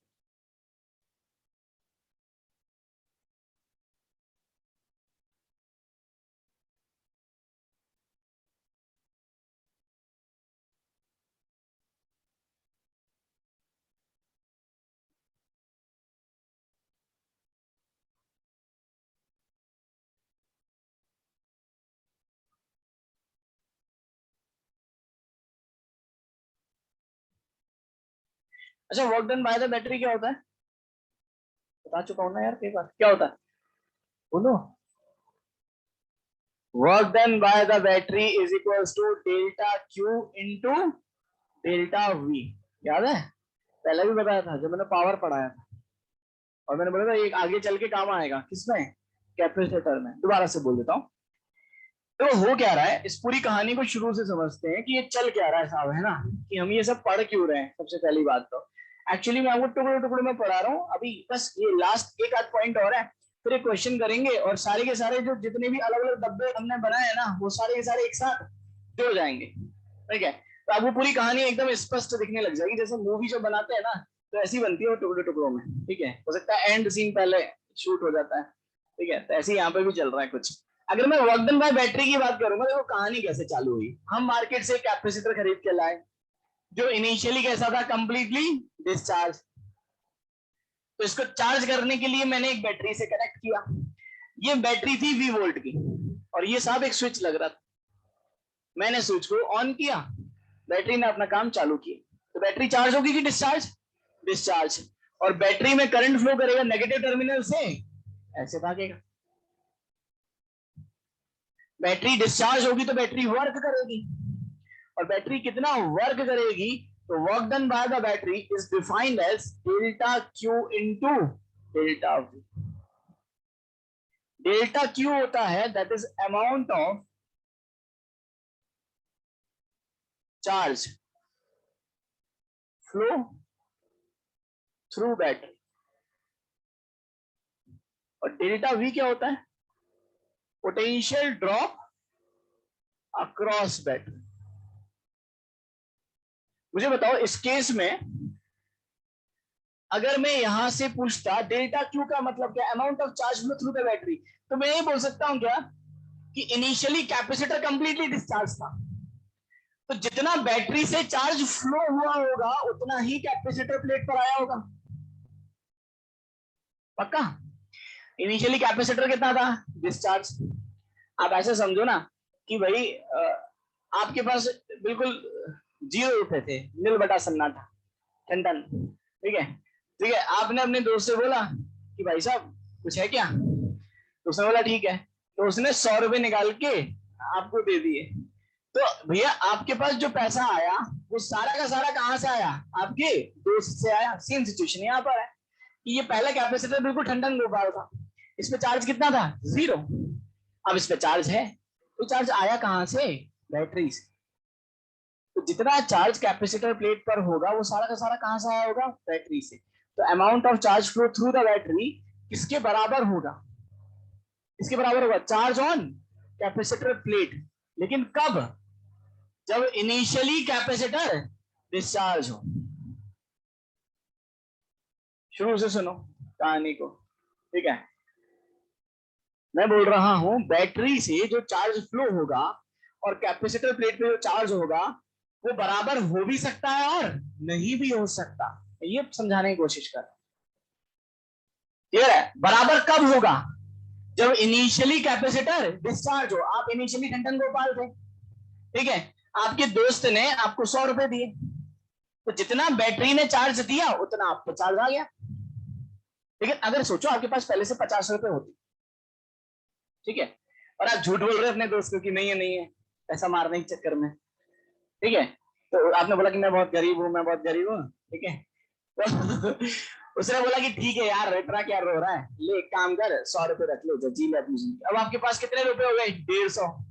क्या आपके दोस्त ने 150 रुपए दिए क्या? नहीं। दोस्त ने कितने दिए? Final charge minus initial. Finally 150 रुपए थे, इनिशियली 50 रुपए थे, तो 150 में से 50 रुपए को माइनस करो, कितना हुआ? 100 रुपए। क्लियर हो रही बात? तो अब मैं इसको कंक्लूड कर रहा हूं, तो शायद आप मेरी बात से कनेक्ट हो गए होंगे कि अगर मान लो कैपेसिटर इनिशियली कंप्लीटली डिस्चार्ज है, तो जितना चार्ज कहां से फ्लो हुआ होगा? बैटरी से, और वो कैपेसिटर प्लेट पे चार्ज के बराबर होगा। लेकिन कैपेसिटर अगर इनिशियली चार्ज है, तो बैटरी से कितना चार्ज फ्लो हुआ होगा वो कैसे निकालोगे? Final charge on the capacitor plate minus initial charge on the capacitor plate. सबको मेरी बात आ रही है बेटा समझ में? पक्का? नहीं आ रही? नहीं, झूठ मत बोलो, है ना? कोई दिक्कत नहीं है, 50 बार और समझा सकता हूँ, ठीक है ना? हाँ, अगर नहीं आ रहा तो कोई समस्या नहीं है, लेकिन समझना बहुत जरूरी है, क्योंकि मैं बहुत सारी हमने थ्योरी पढ़ ली है, क्योंकि अब हम इलिस्ट्रेशंस पर आएंगे और धीरे धीरे फिर इलिस्ट्रेशन का लेवल बढ़ता जाएगा, तो हम स्टार्ट करेंगे, तो वहां पर फिर हमें ये चीजें दिखेंगी नहीं, तो दिक्कत आएगी। शुरू दोबारा से मैं एक बार लास्ट बार आपको समझा देता हूँ। आप ऐसे समझो मैं बैटरी हूँ और ये साफ कैपेसिटर है, ठीक है? इनिशियली इसके पास कुछ भी नहीं है, मैंने इसको 100 रुपए दिए, ठीक है? तो ये बताओ मैंने कितनी कितनी एनर्जी सप्लाई की, मैंने कितना चार्ज सप्लाई किया? 100। और इसकी कैपेसिटर की प्लेट पे भी कितना चार्ज है? 100। दोनों बराबर है। ऐसा कब होगा? जब initially capacitor fully discharge, right? अब दूसरा केस है, इसने बोला कि सर इसको दे दिया, मुझे नहीं दिया, है ना? नाइंसाफी। तो लेकिन इसके पास पैसा था पहले से, मान लो इसके पास 50 रुपए थे, ठीक है, लेकिन इसने मुझसे फिर भी 100 रुपए ले लिए, ठीक है? तो बैटरी से कितना चार्ज फ्लो हुआ? 100। बैटरी से तो 100 ही जा रहा है, लेकिन कैपेसिटर प्लेट में फाइनल चार्ज कितना हुआ? 150। इनिशियली कितना था? 50। तो रिलेशन कैसे निकालोगे? Final charge on the capacitor plate minus initial charge on the capacitor plate, that is equal to charge flow through the battery. इसीलिए मैं हमेशा डेल्टा क्यू लिखता हूं। मैंने आपको जब वहां पर भी बोला था कि work done by the battery को क्यू इंटू डेल्टा वी क्यों नहीं लिख देते, डेल्टा क्यू ही क्यों लिख रहे हो? तो मैंने बोला था कि यार यहाँ पे अगर मैं क्यू लिख दूंगा ना, तो कैपेसिटर में मुझे दोबारा डेल्टा क्यू करना पड़ेगा, तो आप बोलोगे कि सर वहां पे अलग फॉर्मूला यूज कर रहे हो, यहाँ पे अलग फॉर्मूला यूज कर रहे हो। एक्चुअली क्यू होता ही नहीं है, ये क्या होता है? Delta Q. सबको मेरी बात अच्छे से समझ में आई? अब आगे चलते हैं। अगर मैं बात कर रहा हूं इस केस में work done by the battery की, मान लो इनिशियली आपका कैपेसिटर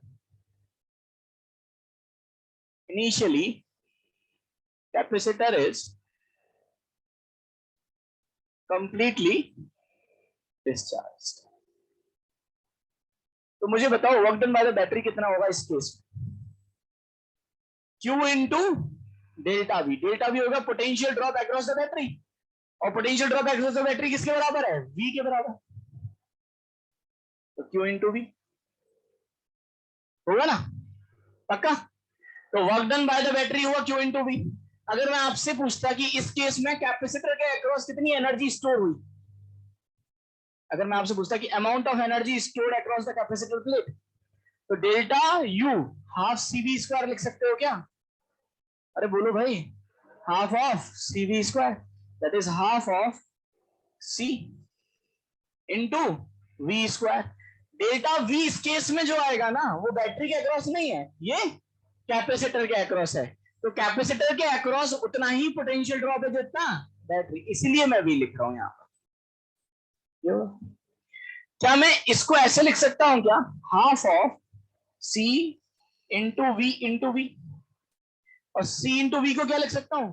क्यू लिख सकता हूं। Q is equal to C V, that is Q V by 2। आपको शायद कुछ दिख रहा होगा। बैटरी ने कितना वर्क किया? Q into we.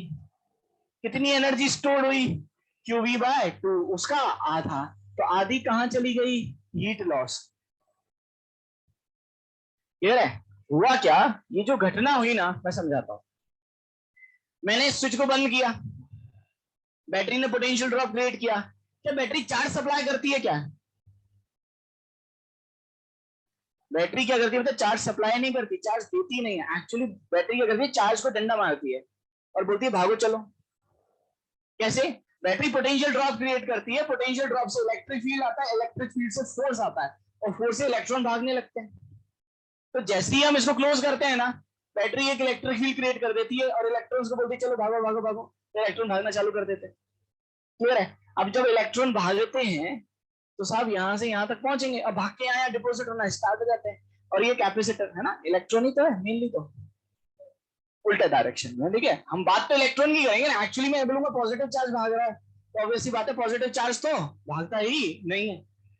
एक्चुअली में गेम इलेक्ट्रॉन का चल रहा है, लेकिन हम इलेक्ट्रॉन से ना देख के हमेशा किससे देखते हैं? पॉजिटिव चार्ज से। क्यों देखते हैं पॉजिटिव चार्ज से? क्योंकि करंट से हम देखते हैं चीजों। क्लियर है? शुरू से समझा रहा हूं, बात को सुनना। जैसे ही हमने बैटरी को क्लोज किया, बैटरी ने इलेक्ट्रिक फील्ड क्रिएट किया, इलेक्ट्रिक फील्ड से फोर्स आया, फोर्स से इलेक्ट्रॉन भागने लगे, भागते भागते इलेक्ट्रॉन यहाँ पहुंचे। क्लियर है? इससे पनाह मांगने लगे, तो इसने इलेक्ट्रॉन को पनाह तो दी, लेकिन उनकी एनर्जी को खाने लगा। तो साहब ये इलेक्ट्रॉन को भगाने में बैटरी ने कितना वर्क किया? Q into we. क्लियर है? जितनी amount of energy left out बच गई वो स्टोर हो गई। वो कितनी स्टोर हो गई? Q V by two. और बाकी एनर्जी कहां चली गई? लॉस हो गई, हीट की फॉर्म में। भागेंगे ना वायर के थ्रू, गर्म होगा वायर, तो हीट की फॉर्म में एनर्जी क्या हो जाएगी? लॉस हो जाएगी। तो हम बोल सकते हैं इस प्रोसेस में कैपेसिटर प्लेट के अक्रॉस जो एनर्जी स्टोर होती है वो बैटरी के वर्क डन का सिर्फ क्या होती है? आधा होती है। बाकी अमाउंट ऑफ एनर्जी क्या हो जाती है? लॉस हो जाती है। तो अगर मैं आपसे बोलूं कि अमाउंट ऑफ हीट लॉस कितना होगा, आप क्या बोलोगे? वर्क डन बाय बैटरी का आधा। आधा लॉस हो गया, आधा स्टोर हो गया। लेकिन ये फॉर्मूला, अब देखो हम इसको रख लेते हैं कि साहब कभी भी हीट लॉस आएगा, ये तो सबसे आसान है, work done by the battery निकालो, उसका क्या कर दो? आधा, तो हीट लॉस आ गया। ऐसा हमेशा नहीं होगा। ऐसा तभी होगा जब इनिशियली कैपेसिटर फुली डिस्चार्ज हो, ये ध्यान रखना। तो अब लोग सर अगर ऐसा नहीं हुआ तो फिर हम कैसे कैलकुलेट करेंगे? तो हम एक फॉर्मूला बनाएंगे, और वो फॉर्मूला कैसे आएगा? ऐसा समझो, मेन काम कौन कर रहा है यहाँ पर? बैटरी। तो जितना बैटरी ने वर्क किया वो दो पार्ट में डिवाइड हो गया, या तो एनर्जी स्टोर हुई या फिर हीट की फॉर्म में लॉस। क्लियर है?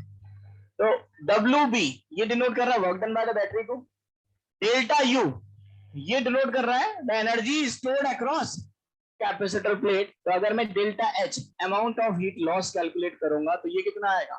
W B minus delta H. क्या नोट करो बेटा।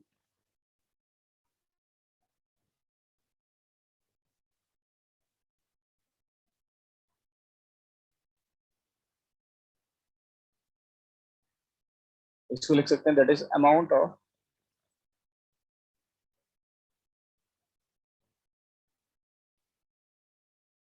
heat loss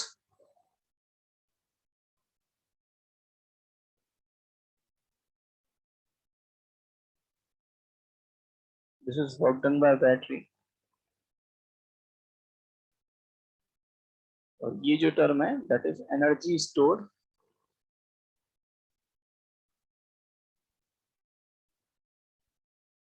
across capacitor plate.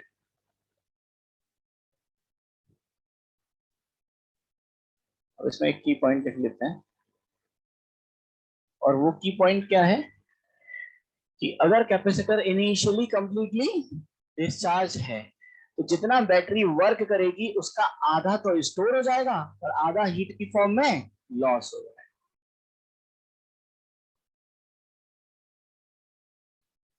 Initially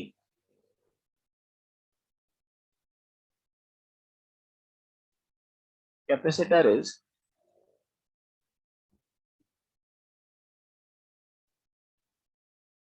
completely discharged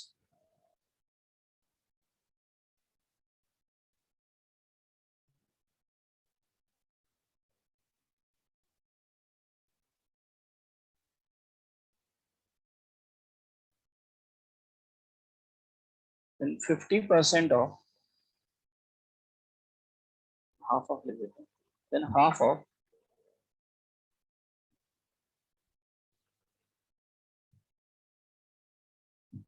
work done by battery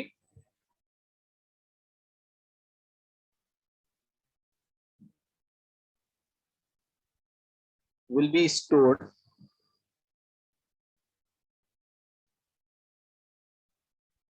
across capacitor plate and remaining half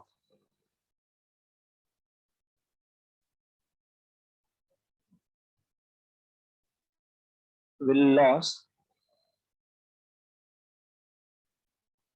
in form of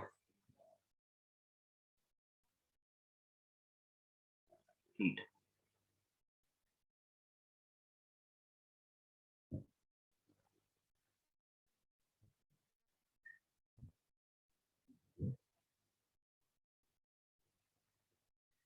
race कौन सी थी बेटा? Answer दे दीजिए क्या?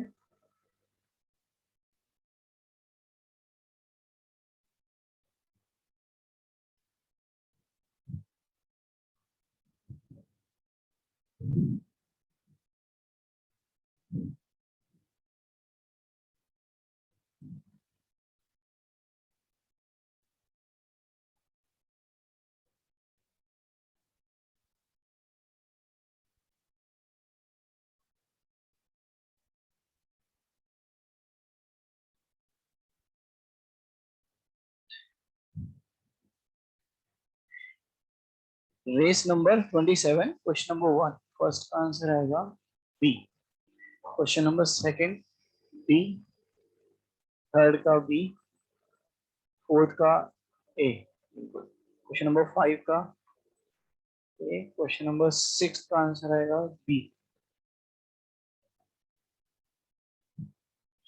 क्वेश्चन नंबर 7 का आंसर आएगा डी, क्वेश्चन नंबर 8 का आंसर आएगा बी, और 9th की बात करेंगे तो 9th में ए का आएगा क्यू,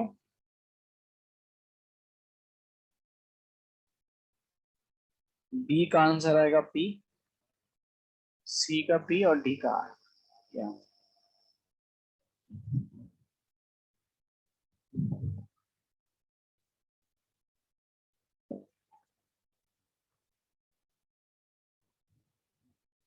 फिफ्थ का बिल्कुल ए आंसर है बेटा। 27वीं रेस है ना? 20, फिफ्थ का आंसर ए है।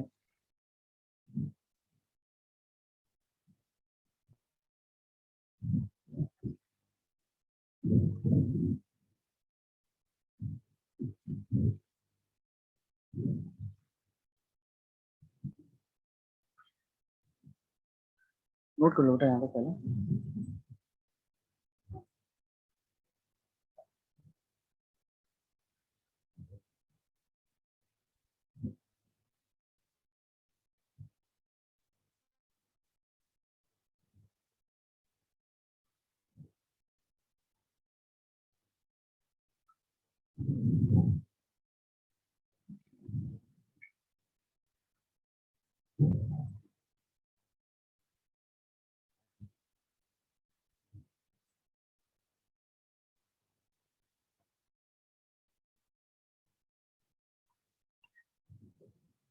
चलो बता दो, चलो एक बार doubt. Race number 27 question number 1 first हुआ क्या है ना? इस कर्व को आप बिल्कुल वैसे ही रिलेट कर सकते हो जैसे हीट में आपको याद होगा टी वर्सेस एक्स कर्व आप बनाते थे, ठीक है। क्वेश्चन नंबर सेकंड, सेकंड हो गया। पोटेंशियल ड्रॉप आपको कैलकुलेट करनी है, टोटल 90 वोल्ट है दोनों सीरीज में, तो जो पोटेंशियल ड्रॉप बटेगा वो आर के डायरेक्ट रेशियो में बट जाएगा। तो 16 और 32 है तो 1:2, तो 16 के अक्रॉस आएगा 30 वोल्ट और 32 के अक्रॉस आएगा 60 वोल्ट, तो 0, 30 और 90 ऐसा होता है। क्वेश्चन नंबर 3 हो गया। क्वेश्चन नंबर 4 हो गया। क्वेश्चन नंबर 5, 5 का मैंने, अच्छा मैंने ए लिख दिया है क्या? सॉरी सॉरी, हाँ 5 का डी है, सॉरी सॉरी 5 का डी है। 5 में डाउट है क्या बेटा? हो गया। क्वेश्चन नंबर 4, देख फोर्थ में ना आसान क्वेश्चन है, अगर हम वैल्यू से करेंगे तो बहुत जल्दी आंसर आ जाएगा। ये ऐसा दे रखा है ना, एक काम करते हैं इसको नीचे ऐसे बना देते हैं, सही है, ठीक है। ये बता कितना है, ये 3 दे रखा है, ये 10 है, ये कितना है 1 है, ये 3 है, ये 3 है और ये 1 है, राइट। ये देखा आपसे बोला ए और बी के बीच में कितना पोटेंशियल ड्रॉप हो, सही है। फटाफट देखते हैं, देखो मिनिमम से मिनिमम कैलकुलेशन में करने की कोशिश करिए। सबसे पहले इसमें कितना करंट जा रहा है वो निकाल सकते हो क्या? निकाल सकते हो। ये हो गया 4, ये हो गया 4, 4 और 4 कितना हुआ 2, 2 और 3 कितना हुआ 5, 10 डिवाइडेड बाय 5 2 आ गया। तो यहां से 2 एम्पियर करंट जा रहा होगा। तो दोनों का रेजिस्टेंस सेम है क्या? तो इसमें कितना जाएगा 1 एम्पियर और इसमें भी कितना जाएगा 1 एम्पियर, सही है।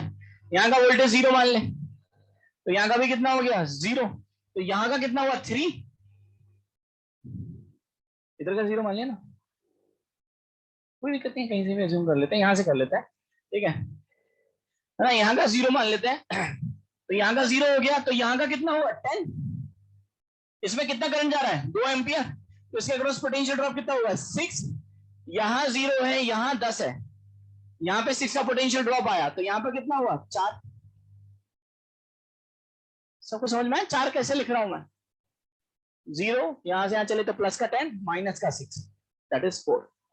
ये 4 हो गया, तो ये भी 4 हो गया और ये भी 4 हो गया। अब यहां से यहां चले तो इसके अक्रॉस पोटेंशियल ड्रॉप कितना आएगा 1 एम्पियर का करंट है, 1 रजिस्टर, यहाँ पे 4 है, तो 1 का पोटेंशियल ड्रॉप आया, तो यहाँ का वोल्टेज कितना हो गया 3। यहाँ पर इसके अक्रॉस कितने का पोटेंशियल ड्रॉप आया 3 का, यहाँ पे 4 का 3 का ड्रॉप आया, कितना हुआ 1। तो VA आया आपके पास 3 वोल्ट और VB कितना आया 1, तो पोटेंशियल ड्रॉप कितना हो गया 2 वोल्ट। हाँ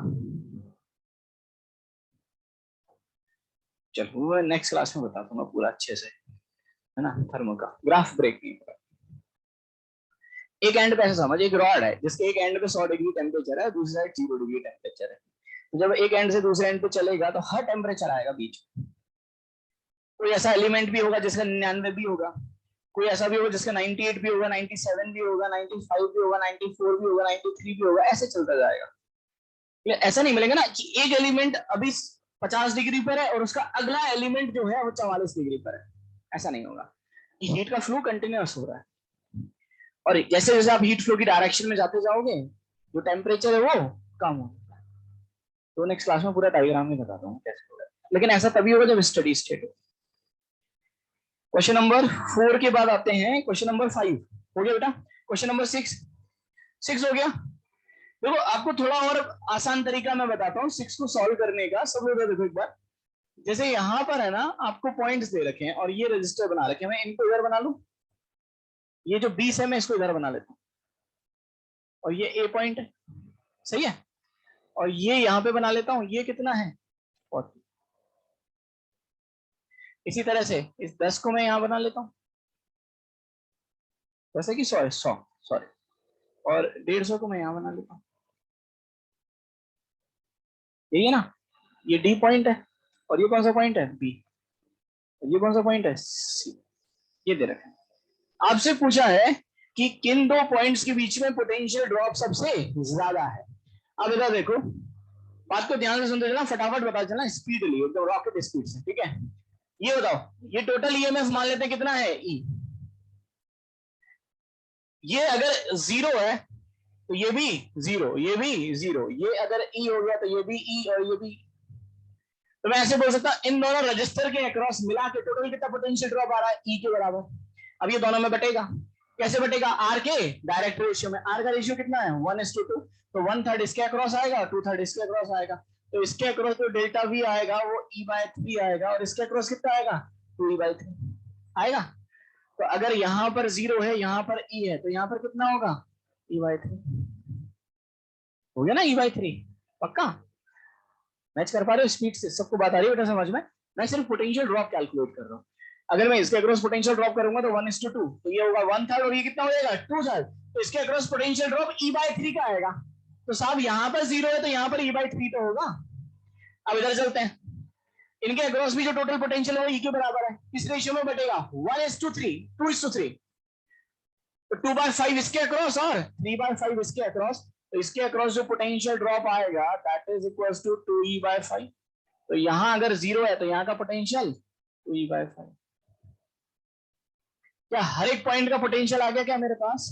मेरे पास ए का भी आ गया, मेरे पास बी का भी आ गया, मेरे पास डी का भी आ गया और मेरे पास सी का भी आ गया। आप कैलकुलेट कर सकते हो क्या चीज, समझाने में क्या बोलना चाह रहे हैं? हाँ बिल्कुल। तो यहाँ से यहाँ 3/5 होना चाहिए ना, तो e माइनस 2e/5 करो तो 3/5 ही तो होगा। इस पॉइंट का पोटेंशियल 2e/5 है, यहाँ का पोटेंशियल e है, तो पोटेंशियल ड्रॉप कितना हुआ 3/5। यहाँ का पोटेंशियल 0 है, यहाँ का पोटेंशियल 2e/5 है, तो इसका क्रॉस पोटेंशियल ड्रॉप 2e/5। उसके बाद अगले क्वेश्चन पे चलते हैं। क्वेश्चन नंबर ये कौन सा था 6। क्वेश्चन नंबर 7 हो गया, क्लास में किए हुए क्वेश्चन है ऐसे, है ना, एक पॉइंट से चलते हैं और दूसरे पॉइंट की तरफ पहुंच जाते हैं, पोटेंशियल ड्रॉप लिखोगे आंसर आ जाएगा। क्वेश्चन नंबर 8 आंसर आया पक्का, E1/E2 is equal to R1/R2। Answer आया क्या? नहीं, ठीक है बता देता हूँ, जल्दबाजी क्या है, इधर देखो सब लोग। क्या मैं इस सर्किट को ऐसे बना सकता हूं ना, ये R1 है और ये कितना है E1, ये रजिस्टर हो गया R, ऐसे बना दूं, ये हो गया R2 और ये कितना हो गया, सही है। क्वेश्चन में आपसे पूछा है, सब लोग देखो एक बार, क्वेश्चन में आपसे पूछा है कि साहब ये बताओ E1 E2 और R1 R2 में क्या रिलेशन होगा कि इसमें से कोई भी करंट पास नहीं हो, यही करना है आपको। याद होगा ऐसा एक सर्किट मैंने आपसे बनवाया था सबसे पहले जब हमने करंट चालू किया था ना, और मैंने बताया कि अगर ऐसे सर्किट को केवीएल से सॉल्व करना हो तो करंट कहां से अज्यूम करो, बीच से। बिल्कुल, तो मान लेते हैं यहाँ पर x प्लस वाई करंट, यहाँ पर कितना गया x और यहाँ पर कितना गया, लेकिन क्वेश्चन में दे रखा है कि इसमें कोई करंट पास, तो पहली कंडीशन x प्लस वाई की वैल्यू, तो x इज इक्वल टू, सही है, क्लियर है, ठीक है। अगर मैं एक बार में रजिस्टर हटा दूंगा और फिर सॉल्व करूंगा तो वहां पर आप E1 और R1 में रिलेशन को कैसे एस्टेब्लिश करोगे, मुझे बताओ कि अगर आप केवीएल लगाओगे तो E1 R1 और E2 R2 में रिलेशन कैसे आएगा, वो आप नहीं कैलकुलेट कर पाओगे। वो एक तरीके से कैलकुलेट कर सकते हो, मैं वो भी बता देता हूँ। अब यहाँ से यहाँ पोटेंशियल ड्रॉप लिखो और यहाँ से यहाँ पोटेंशियल ड्रॉप लिखो, दोनों को सेम करो, वो कर सकते हो, लेकिन वो एक्चुअली दिखता नहीं है इतना अच्छे से, ठीक है, मतलब सबको नहीं दिखता है, ठीक है, कई बार मुझे भी नहीं दिखता है, तो सबका मतलब मैं ये नहीं कह रहा हूँ कि बाकी सब बेवकूफ है ना, कोई पता चले दिल पे ले ले, मतलब कई बार नहीं दिखता है। मैं वो मेथड ज्यादा प्रेफर करता हूँ जो इजीली सबको विजिबल हो जाए, है ना, जो अप्रोचेबल हो। आप ऐसे सोचो ना कि कोई हम ट्रिक्स टाइप के कोई मेथड देखें जो विजिबल ही ना हो, और एक ऐसे जो हमारे कंफर्ट जोन में हो, तो वो अपन उसकी बात करेंगे, वो मेथड भी मैं बता दूंगा। पहले यहाँ पर आते हैं, ये अगर x प्लस वाई है, यहाँ पर कितना करंट गया x, यहाँ पर कितना गया y, तो पहली इक्वेशन x प्लस वाई किसके बराबर होगा 0, पक्का, क्यों, क्योंकि दे रखा है साहब। दूसरा, क्या मैं इसमें केवीएल लगा सकता हूँ क्या, तो एक लाइन में आंसर आएगा, बहुत बड़ी केवीएल नहीं लगेगी, यहाँ से यहाँ चले कितना आएगा माइनस का x इंटू R1, यहाँ से यहाँ गए तो माइनस का E1 और यहाँ तो सब जीरो ही है, तो इज इक्वल टू 0, तो E1 is equal to minus का x इंटू R1, इसमें केवीएल लगा रहा हूं ऐसे, यहां से आ गए जल्दी बोलो प्लस का E2, यहां से आ गए तो माइनस का y इंटू R2, इधर गए तो सब जीरो ही है, इज इक्वल टू 0, तो यहां से E2 इज इक्वल टू कितना आया y इंटू R2, दोनों को डिवाइड कर दो, और जो y है वो माइनस x के बराबर है, ये कैंसिल आउट हो जाएगा, यहां से आपके पास रिलेशन क्या है E1/E2 is equal to R1, सही है, ये आंसर है। अब इधर देखो, इसने क्या बोला कि सर ऐसे भी तो कर सकते हैं कि अगर इसमें कोई करंट नहीं जा रहा तो मैं इस रजिस्टर को हटा दूं, ठीक है। अब एक्चुअली क्या है, वो मेथड मैंने इसलिए नहीं बताया क्योंकि मान लो अब एग्जाम में अगर मैं करता ना इसको सॉल्व, ठीक है, मैं अगर स्टूडेंट होता, आज की बात नहीं कर रहा हूं, मैं अगर स्टूडेंट होता, आपके टाइम पर अगर मैं स्टूडेंट होता और कोई मेरे को ये आइडिया दे देता कि इस रेजिस्टेंस को हटा दो, तो हटाने के बाद मैं इसमें केवीएल ही तो लगाता, और अगर मैं इस पूरे लूप में केवीएल लगा दूंगा ना, तो E1 R1 और E2 R2 में रिलेशन नहीं आएगा, करंट की वैल्यू आ जाएगी, रिलेशन थोड़ी ना आएगा। अब रिलेशन कैसे आएगा ये बताओ कि अगर इसमें करंट नहीं जा रहा तो मैं ऐसे बोल सकता हूँ कि इसमें तो जो करंट है वो कैसा जा रहा है, सेम ही होगा क्योंकि ये रजिस्टर तो कनेक्टेड ही नहीं है। तो अगर मैं यहां से यहां पोटेंशियल ड्रॉप लिखूं और यहां से यहां पोटेंशियल ड्रॉप लिखूं तो दोनों पोटेंशियल ड्रॉप क्या होंगे, सेम होंगे। दोनों को बराबर कर दो, उससे आंसर। सबको मेरी बात आ रही बेटा समझ में? तो थोड़ा सा फिजिबल नहीं लगता मुझे मैथड, तो अगर आप इस तरह से सॉल्व करोगे तो आपका आंसर आ जाएगा। कौन सा क्वेश्चन है? क्वेश्चन नंबर 7 है, 8 के बाद क्वेश्चन नंबर 9, 9 का डी ऑप्शन। मैं चारों ऑप्शन बताता हूँ, फटाफट पढ़ते चलना।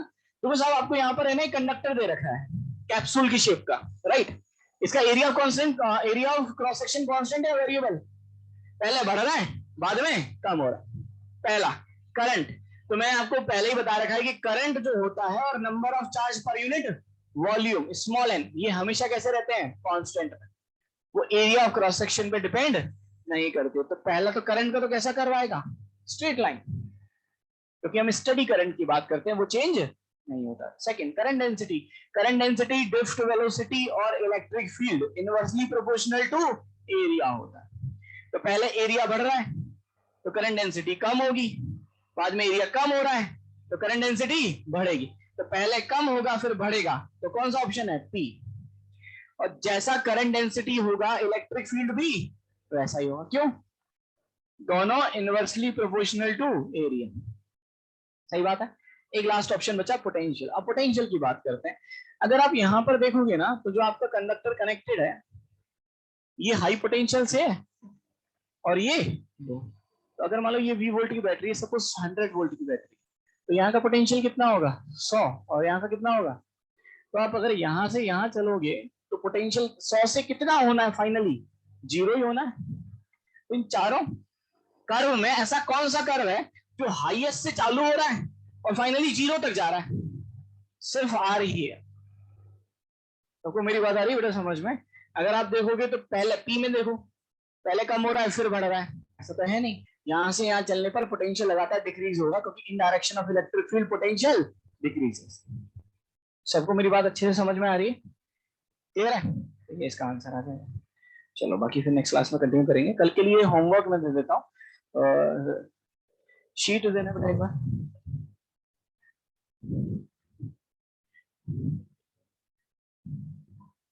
S1 में कहां तक दिए थे इसके, कहां तक डिस्कस, 22 तक डिस्कस हो गया आई थिंक, है 22 तक हो गया बिल्कुल, 31 तक है ना। तो 23 से 31 ये तो गया S1 का। और रेस नहीं, O1 कहां तक हो गई, 70 तक हो गई, और 75 तक मैंने दे रखा था ना। अच्छा 75 ही क्वेश्चन है क्या इसमें? अच्छा मेरे पास पुरानी शीट है उसमें ज्यादा थे, ठीक है ना। 75 ही है ना, कहां तक दे दिए मैंने, 70 तक दे दिए और 5 क्वेश्चन बचे हुए हैं। तो 71 से लेके 75 O1 कम हुआ बेटा।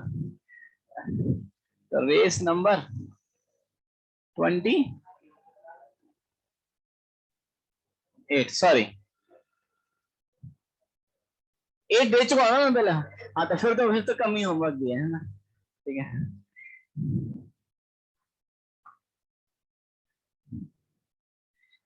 तो यार डिस्कशन नहीं तो फिर क्या वो पेंडिंग होते होते वो पहाड़ बन जाता है ना।